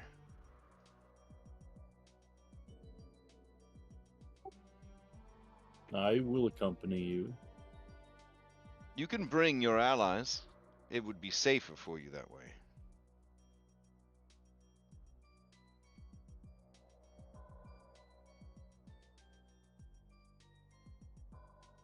Everyone up for a field trip? Yeah. Sure. Let's go see what this is. Okay. So he leads you over to hidden location 6. Bump, bump, bump. Alright.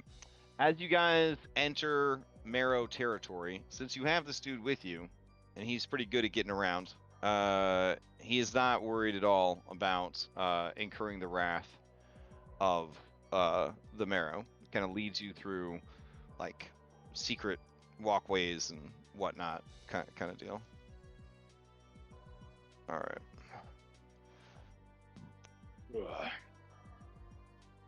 Okay.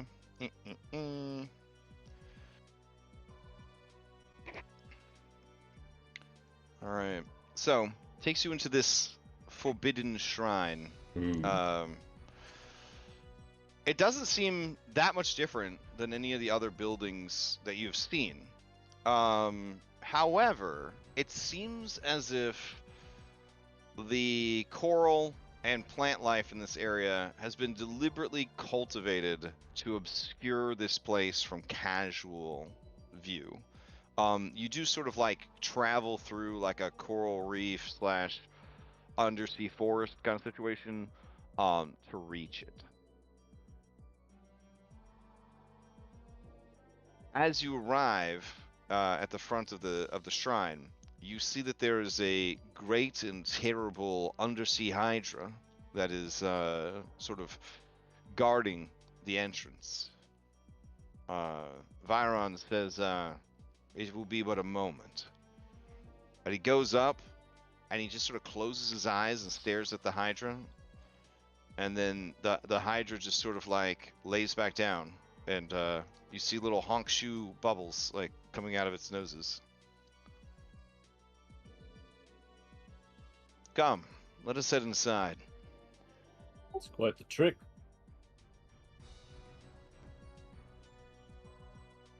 I suppose. And he swims inside.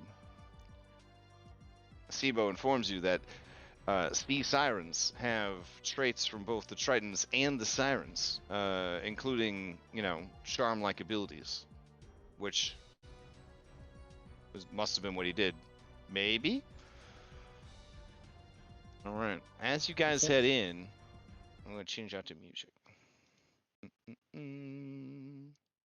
What's up, Maya? No, I said makes sense. Oh, okay. Let's see. No more GoldenEye music. Some good music, though. That was a great soundtrack. The best. The best. Let's see.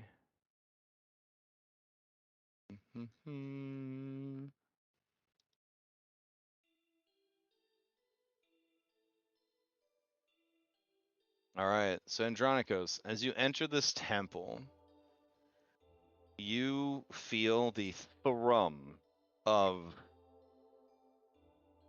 destiny? That can't be. The loom is broken. You feel purposeful.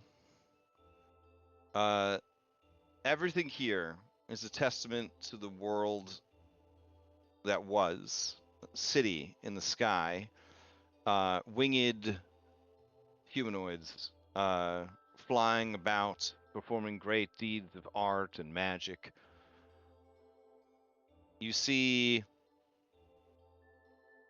preserved, but not forcibly restored statuary, artwork,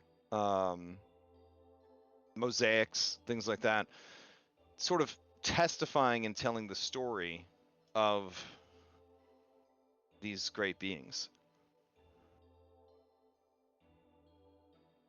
Sibo is pretty overwhelmed. This is like hidden history kind of here that he's witnessing.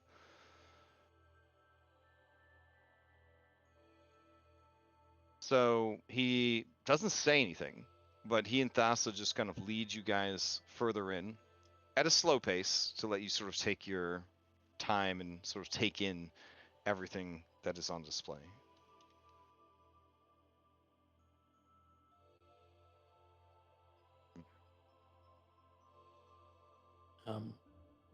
What is this place? Thassa says, this was the only temple of the Siren City.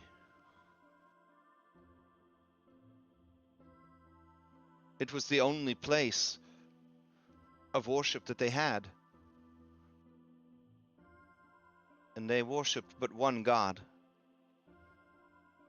And as she says that, you guys kind of come into this larger room, and you see this crystal statue of Thylea's heart tree. And Maya, it just takes your breath away. It is one of the most beautiful things you've ever seen.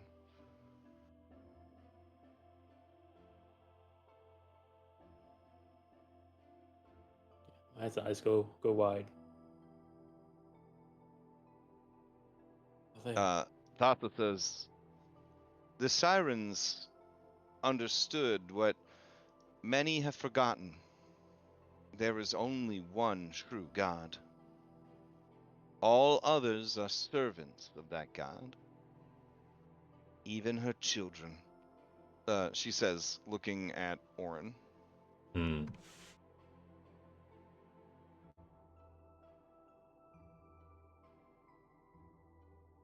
Viren stares up at the tree, and his body is tense. Maya, with your incredible insight, you know that this is making him extremely emotional, and he's trying his best to kind of keep it buttoned down. Maya will say, um, it's beautiful, but also very, I don't know, sad.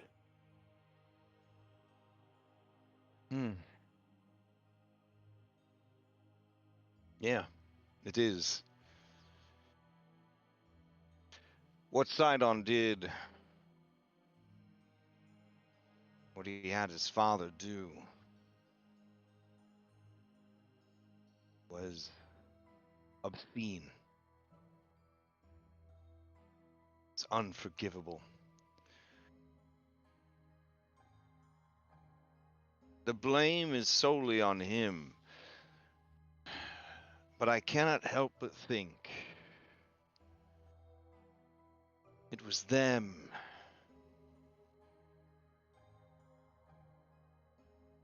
They shouldn't have been here. If they hadn't been here, maybe things could have been different. You mean the 8? He nods. I understand that on the surface, the history they tell is that the sirens sung poorly, and that their performance was so upsetting that Sidon cast them down from the skies and bade his sister, Queen of Monsters, curse them.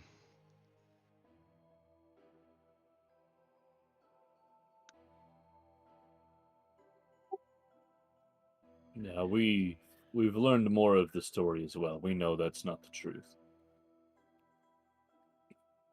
Sidon was jealous of his sister's new friends and allies. He was frightened of their power and that they might take what was his. He did not understand that here in this world, none stand above Thylea. That each god is simply borrowing power for a time.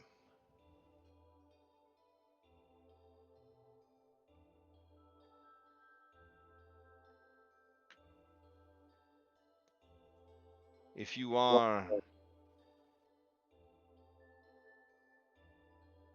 who was promised, I want you to do something for me. Something I have been unable to do.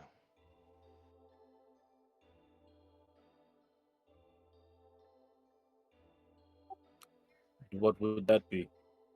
He points to a plaque on the wall.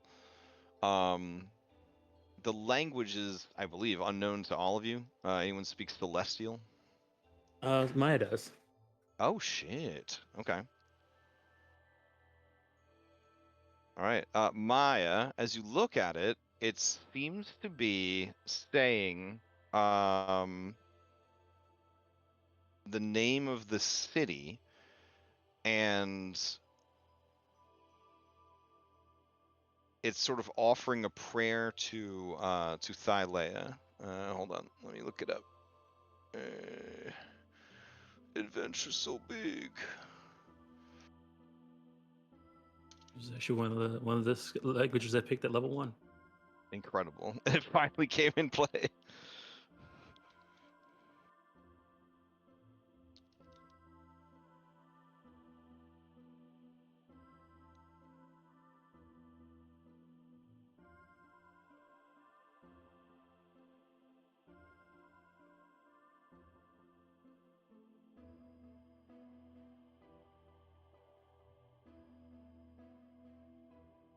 Let's see. Oh my god. Scroll, scroll, scroll. Okay. It says, O Thylea, great mother of land and sea, whose breath fills our skies and whose bounty surrounds us, we, your devoted children of the sea and the sky, lift our voices in gratitude and praise. From your majestic boughs, you have nurtured us, bestowed the melodies of the ocean's chorus upon us, guiding our songs to charm the wind and the tide. In your infinite grace, we are forever ensconced. Beneath the moonlit veil, under starry sky, your wisdom washes over us pure and wide. Let our songs be a beacon, a testament to your glory, as eternal as the sea, and as enduring as your dreams.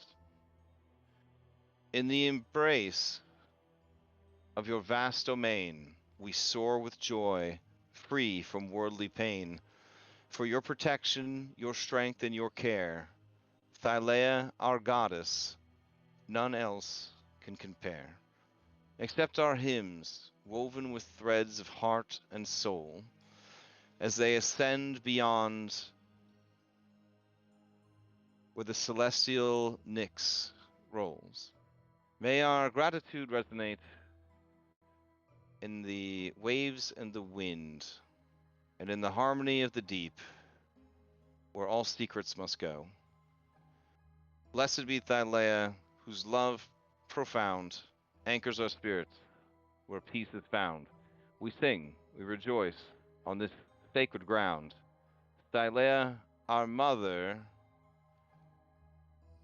and you cannot seem to read the name of the city, but it's something we are bound. Do you read this aloud to everybody or silently to yourself?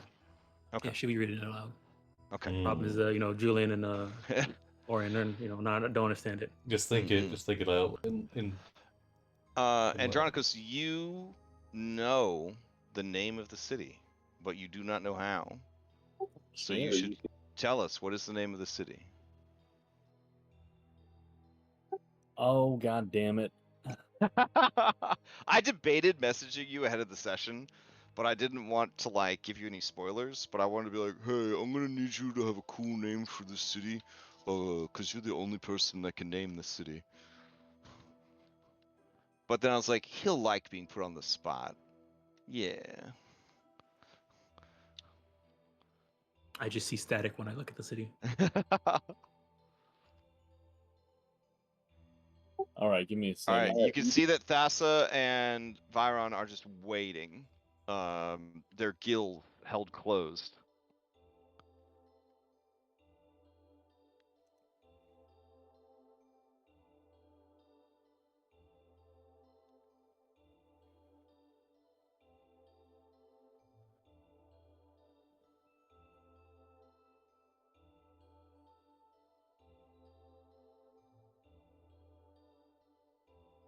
Sky Haven, no. Sea Haven.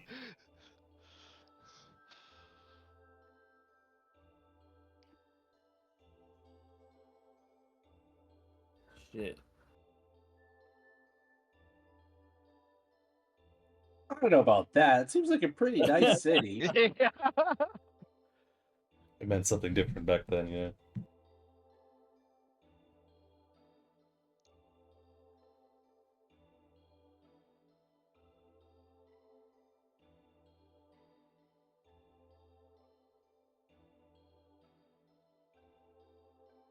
Oh, that's a good one. We're gonna name it Agartha, Ooh. which is a sunken city from Tolkien mythology. Nice. Is it like that? Agartha? Yes. Okay. As you speak the name of the city, you feel another thrum of power.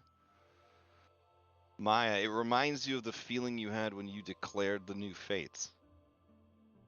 And you know instinctively that the name of this city was wiped from memory, but it is no longer. Thatha and Viron break down in emotional like tears. Thatha turns and just clutches Viron, and he like is like sniffling and blinking, but trying not to like full on ball. But he's struggling. You can see when Maya was reading the plaque, she also was tearing up. I guess I don't know how that looks underwater, but Right? Just everyone making ugly cry faces. That's pretty much yeah. Orin's face is completely impassive. You have emotions, just not physical. I It's not know. physical. Either way, he's still chilling. But I mean, if you as you know as just Orin, yeah, that's fine. I mean, I mean, we're not telling we're not telling you have to feel things. I'm just reminding you that you could if you wanted to. All right, Viren, he blinks a few more times, and his face is like half ugly cry and half like sort of like joyful, almost like rapturous, sort of like disbelief. And Sibo is like clutching at his chest, and his eyes are wide, having witnessed this incredible moment of historical significance. And then Sibo says, everything I've read about this place, it's always been the sunken city, the lost city, the fallen city, but now it's Agartha, and it always has been. It was Agartha all along.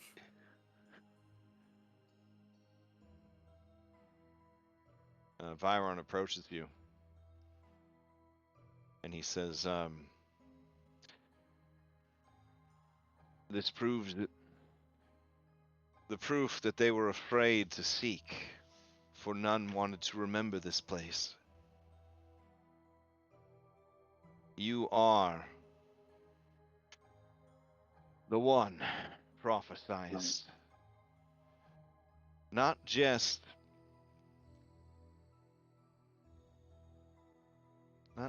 to free what was hidden, but to restore what was taken. Byron, I don't understand. Why me? What connection do I have to this place? I feel it. I know that I do, but where is it from? Why me? I see. Your father never told you. I don't know. I can't remember him. A cruel fate. He was a great man.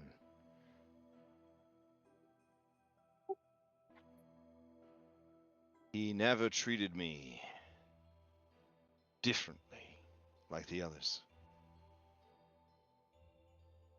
When I left, he asked me to stay.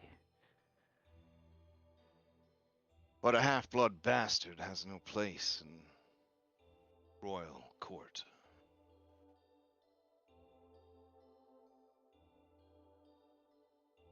Byron, should I know you? No, you were still young when I left. Nephew.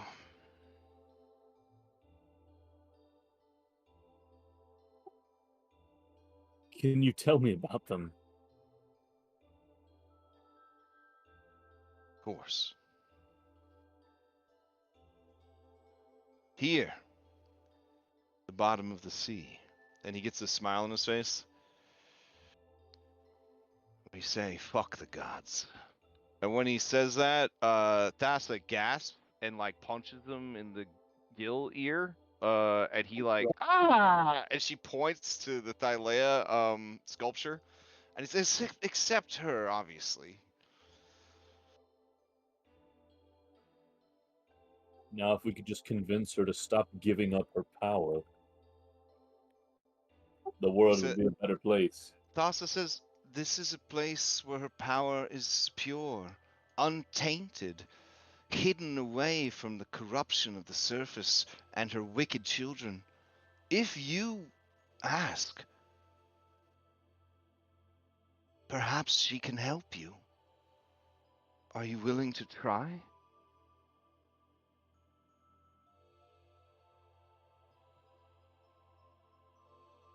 I've never, well, for quite some time, I haven't had the best relationship with the gods.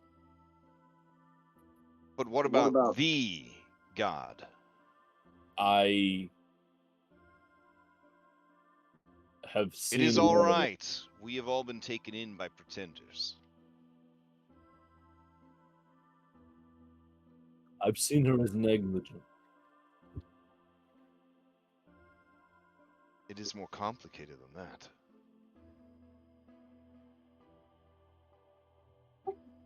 I don't know. Everyone always says things are more complicated than they are, but... And they often are. I think Imagine... we complicate them. Yes, life is complication. Do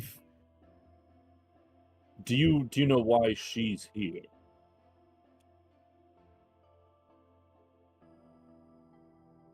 Why Thylea is here.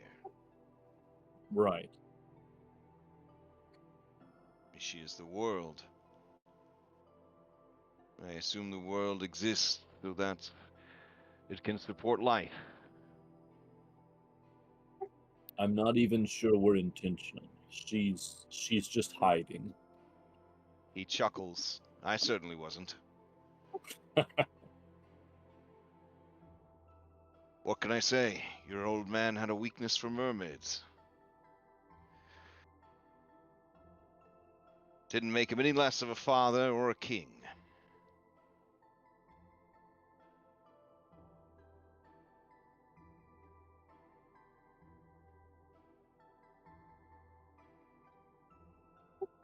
It's out of character. Is he my half brother or is he my uncle? He is your half uncle. So Okay. he is a bastard. I see. Based on what him saying that, et cetera, et cetera, et cetera. Yeah. Sorry. He's like grandpa's bastard. Yeah. He meant to say that. That your Okay. grandpa. Sorry. Yeah. Your grandpa had a weakness for mermaids. Didn't make him any less of a king, any less of a father. Yeah. Your dad was great. Your dad did not cheat on your mom. Confirm. I didn't care. I just wanted to know. Yeah. Character development. No. Your grandpa, who was a nice big Triton, a big boy Triton. Not as big as like the King What's His Nuts from Breath of the Wild, but you know, pretty big. Pretty big.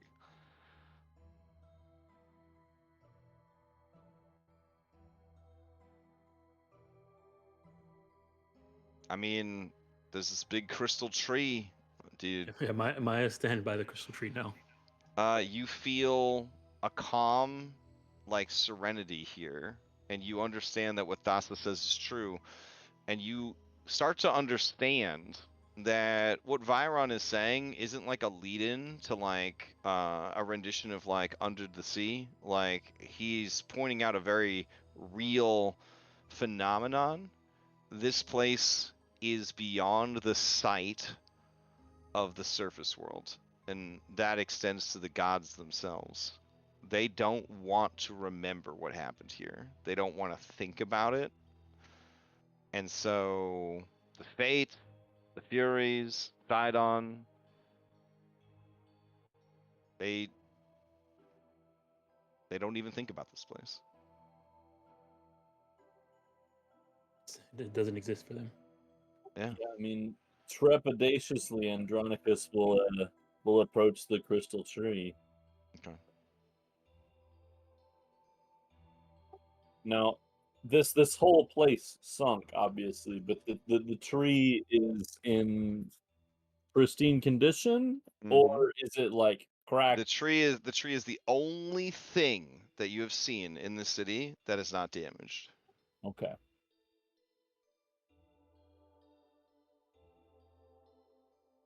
All right. As you approach the tree, it continues its soft glow.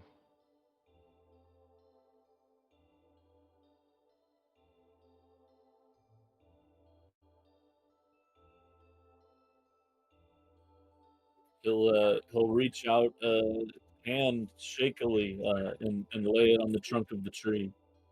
Okay. All right. You feel a calm kind of settle in. You feel a little sleepy, honestly. You feel like sometimes life's so hard. You just need to lay down. Sometimes you're so stressed, you're so tired. You can't take another step. You just gotta lay down. You just gotta. Yeah, he'll sort of kneel down in front of it with one hand on it the whole time, and then he'll place another hand on it, and then sort of just lean his forehead up against it to where he's sort of resting against the base of the trunk of the tree. Mm.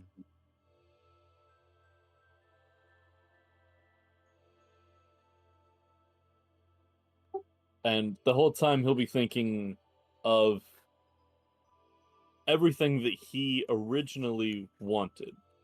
So, like, he's wanted to find something worthy of worship and worthy of dedicating himself to.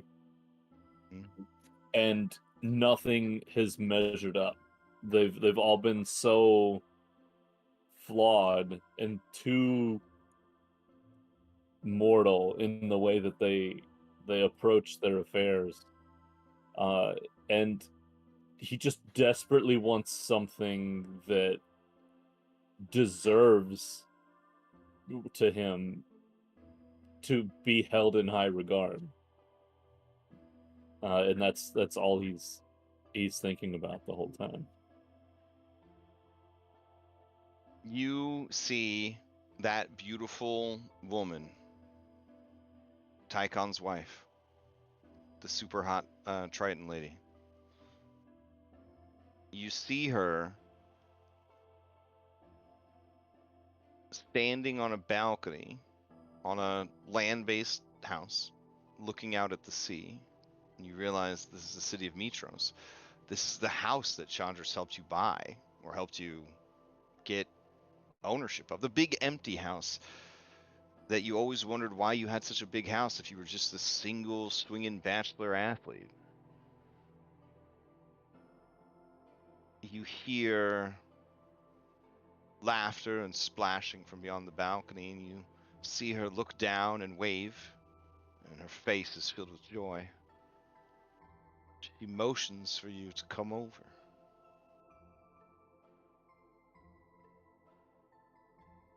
Yeah, I approach. As you do, she reaches out a hand to take yours.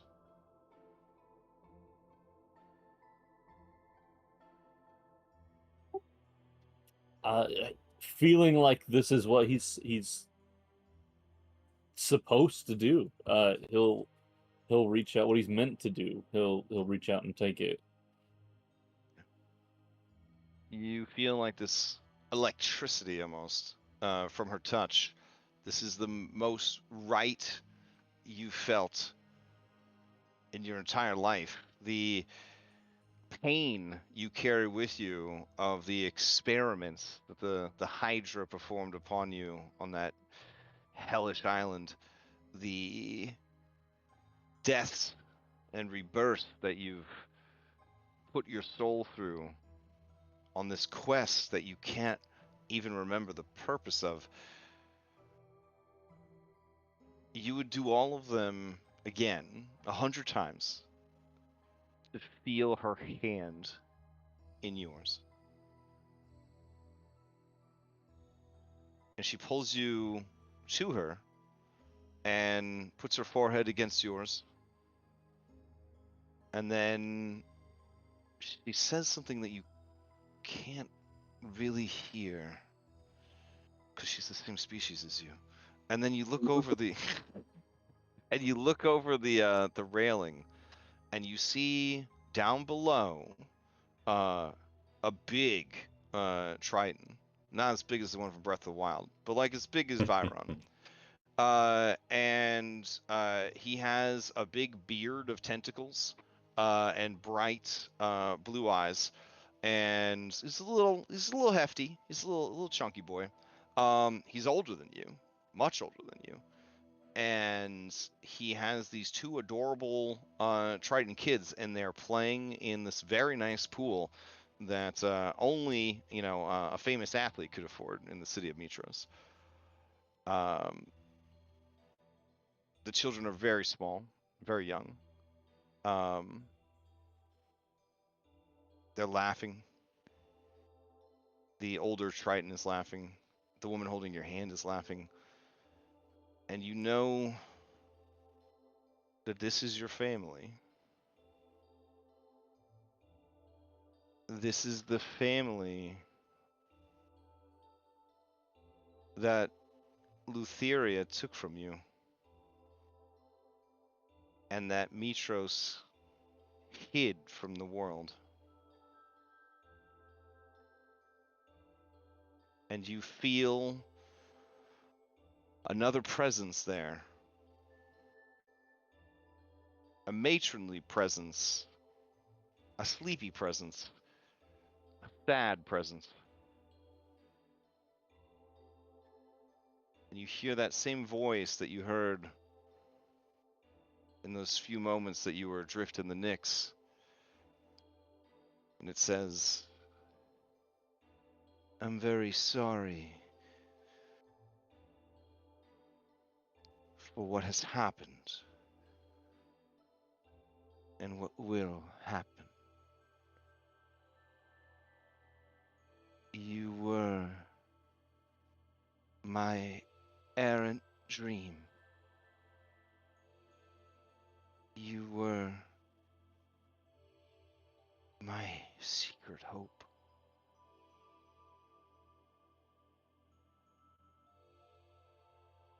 But I was selfish when I dreamed you up. And so you have no purpose, and your prophecy is flawed.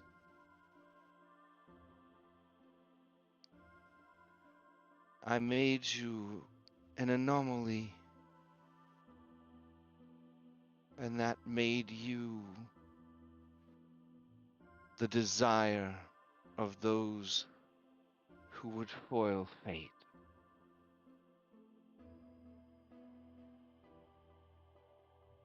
I'm sorry, child.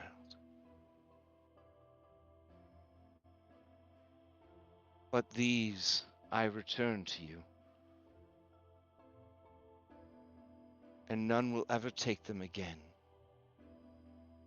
And you feel all of your memories flood back into your mind, and your allies feel every conversation that they've ever had with you, everything that they've read about you, the things that they knew about you when you were a famous athlete, all of that come flooding back in the same manner that you spoke the name of this city back into existence.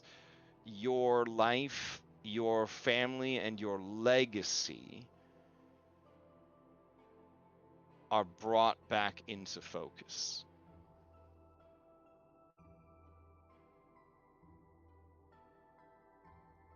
Wow, that's a lot.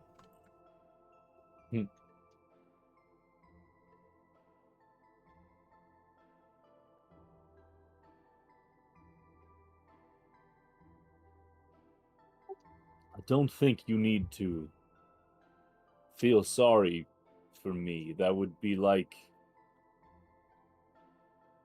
me feeling sorry for a flake of skin. But if you'll accept a small request, we don't deserve the power that you've relinquished. We can't. We've proven time and again that we can't handle it. Yeah. Reclaim Nor it. can I, child. Nor can I. I don't want this spark anymore, but I don't want to give it to someone else. I just want it out of everyone's hands.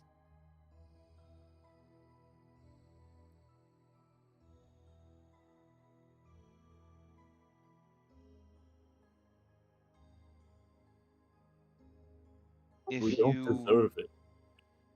If you would see the end of divinity, then seek me out and end me. I will not stop you. You were my dream, my foolish, selfish dream. Perhaps it is not too late for you to be fulfilled.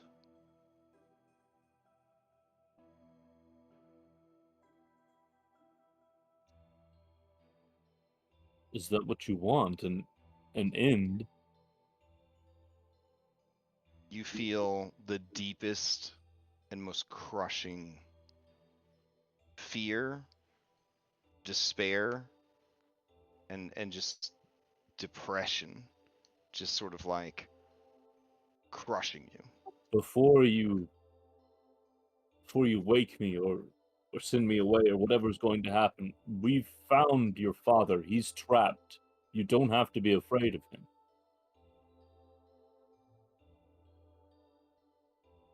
Hades has him imprisoned inescapably. I don't know if this will help. I don't know if this will make you feel less broken, but you have nothing to fear from him. Not anymore.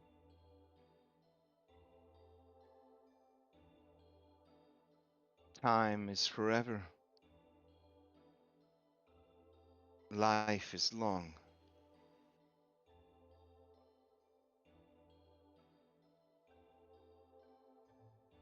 I have much to fear.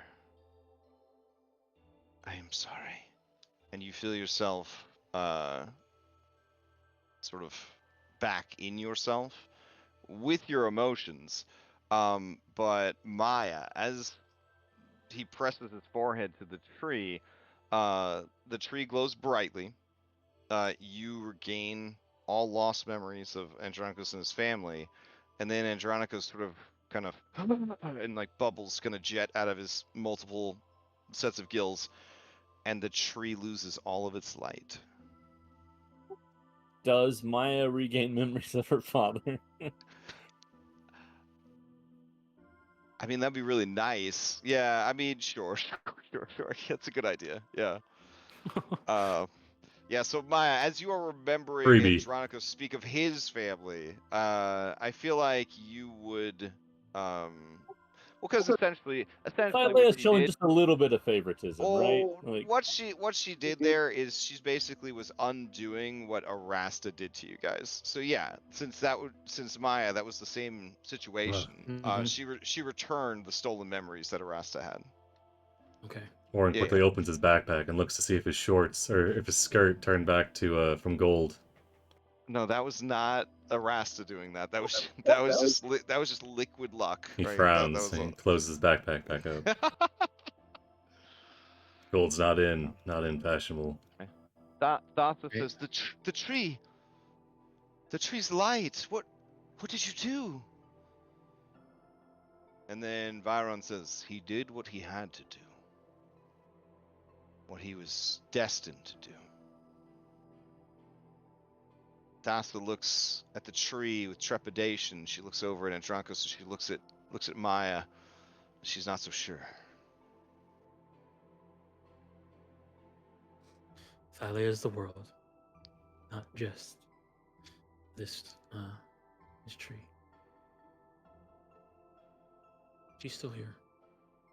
I think she's resting now. Resting? Did she tell you?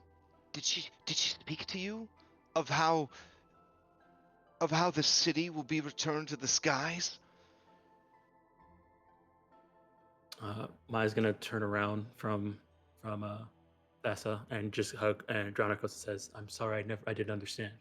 I didn't know." Yeah. As you go to hug him, you realize Sibo already attached to his leg. Conway, who Andronicus's career was before his, after his time, kind of steps back because he's just like, I don't know what's going on here. His hand on his mouth, he's like, "Your name, it is not Andrew." Yeah, right.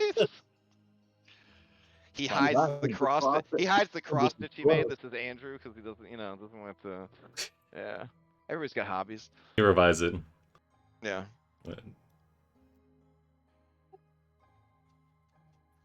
I look up at Byron and I remember him again. Then you know that Lutheria killed your family.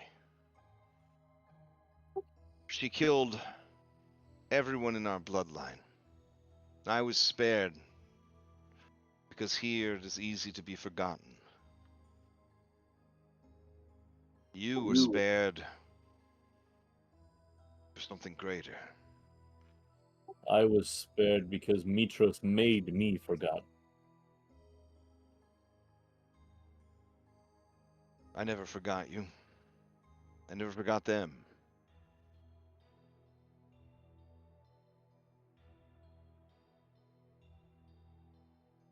He looks at Orin, and he does have this sort of hatred on his face and in his eyes.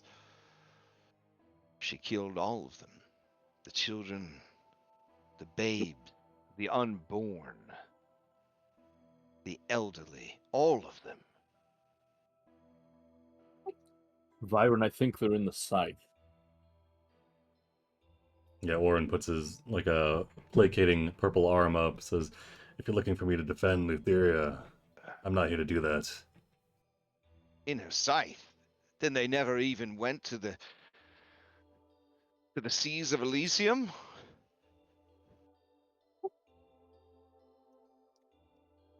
Byron, we can get them back. I've been there. I've come back, but the price.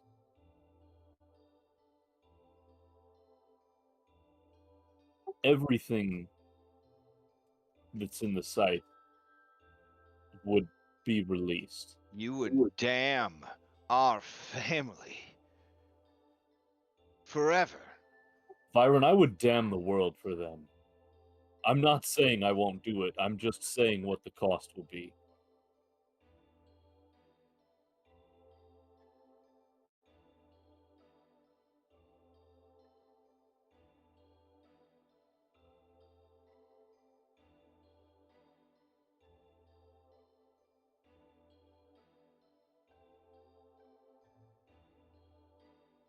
All right. Then we're going to transition to a different scene. Order in the court.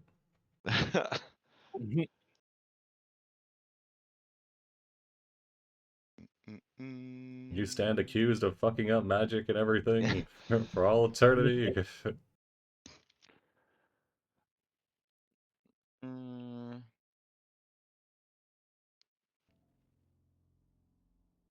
All right. So down in the Nether Seas,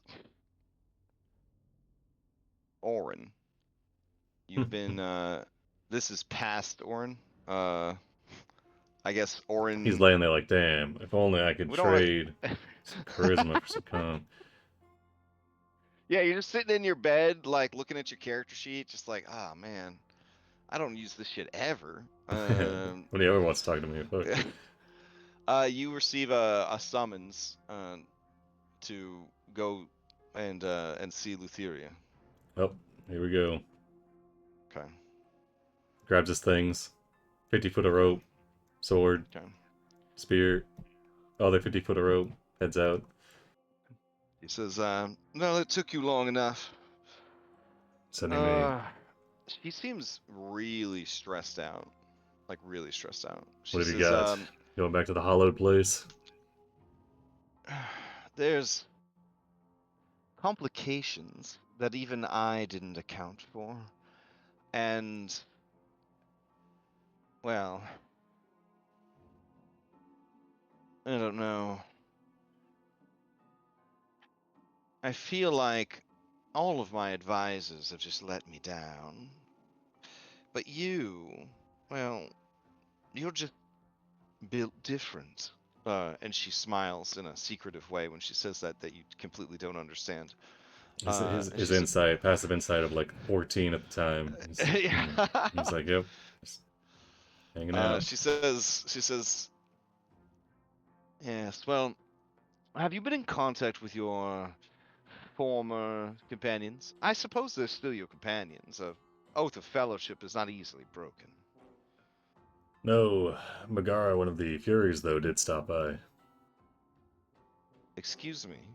A Fury came by to speak with you without my permission. I assumed it was on your orders, but thinking about it, I don't think that it was. What did she talk to you about? Said that the heroes of prophecy, Sans, myself, had killed the Fates, replaced them, and that the Furies weren't too happy about it because it seems they might have messed with some things in the process. Interesting. Yes. He squints his eyes. So that wasn't a fabrication to put me off guard. Huh? Oh, well, honestly, this is all very interesting news to hear.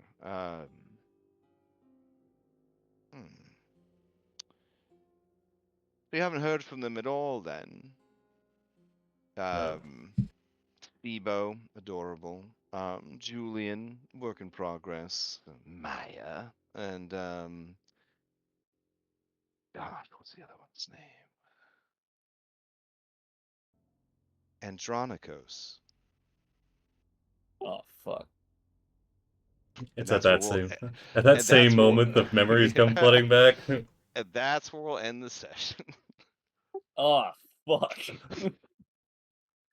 Oh man. All right. Timeline well and truly fucked. Where's the Kill Bill sirens? Oh man. On the other plane of existence, Andronicus just sneezes. I'm in danger. Everyone on that rock looks over at Andronicus and is like, hold on a second. Damn. Alright. Woo. Sheesh. Okay. Dang. All right.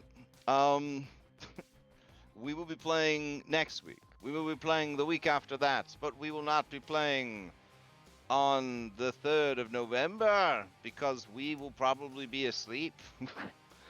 Because we're going to be raising money for children's hospitals for 25 hours straight. Oh yeah. Oh yeah. But things will continue after that. I think the pace that you guys are at, believe it or not, things are happening. Things are happening in the world. You guys are really moving and shaking things. I feel like the roller coaster has definitely tipped over the edge here. I don't really think there's anywhere to go but forward at this point. We'll have to see. Yeah. So does anybody have any announcements before we adjourn? Yeah, I do. I have a game, a one shot, spooky fighter only Pathfinder 2e, one shot that's going to be happening on the 24th of October. It looks like we're full. We've gotten all 5 people. I just realized that I don't know if I have a. I don't think I have a streamer. Don't you have We'll I have Scott Trick. Maybe Scott Trick can stream. I think he does Lex- stream sometimes. Sim Lex would be playing. No. Oh no, I have Red. What am I talking about? Oh, Red's there in you go. There you go. Oh, There just we the go, we're best, good. just the best streamer on the Yeah, server. best streamer. Yeah, we got Yeah, the best streamer on the server. no on big there. deal. No big What deal. am I thinking about? Of course, Red's a streamer. All right. Yeah, he's the top 3%. But yeah, okay. So, I might have to talk to him about. I have to talk to him about an overlay. We'll see if I can get one set up for it. Quick one. But yeah, it's all fighters only, no magic. So free archetype, no magic. So we'll see how that goes. This is an experiment I wanted to try out. We'll see how it goes. The reason why I'm trying this out is because next year in February, Monster Hunter's coming out. You know, I need to start thinking about how that would work in Pathfinder. So I think it would work pretty well. think about that.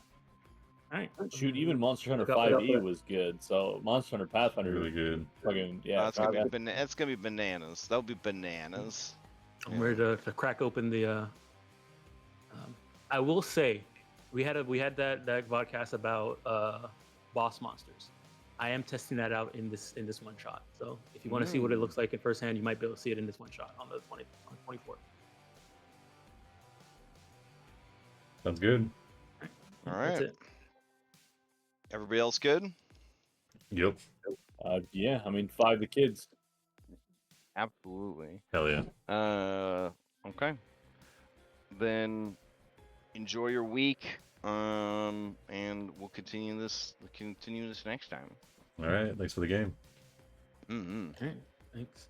Thanks everybody for watching. Come back next week for everyone in the multiverse kills Andronicus. But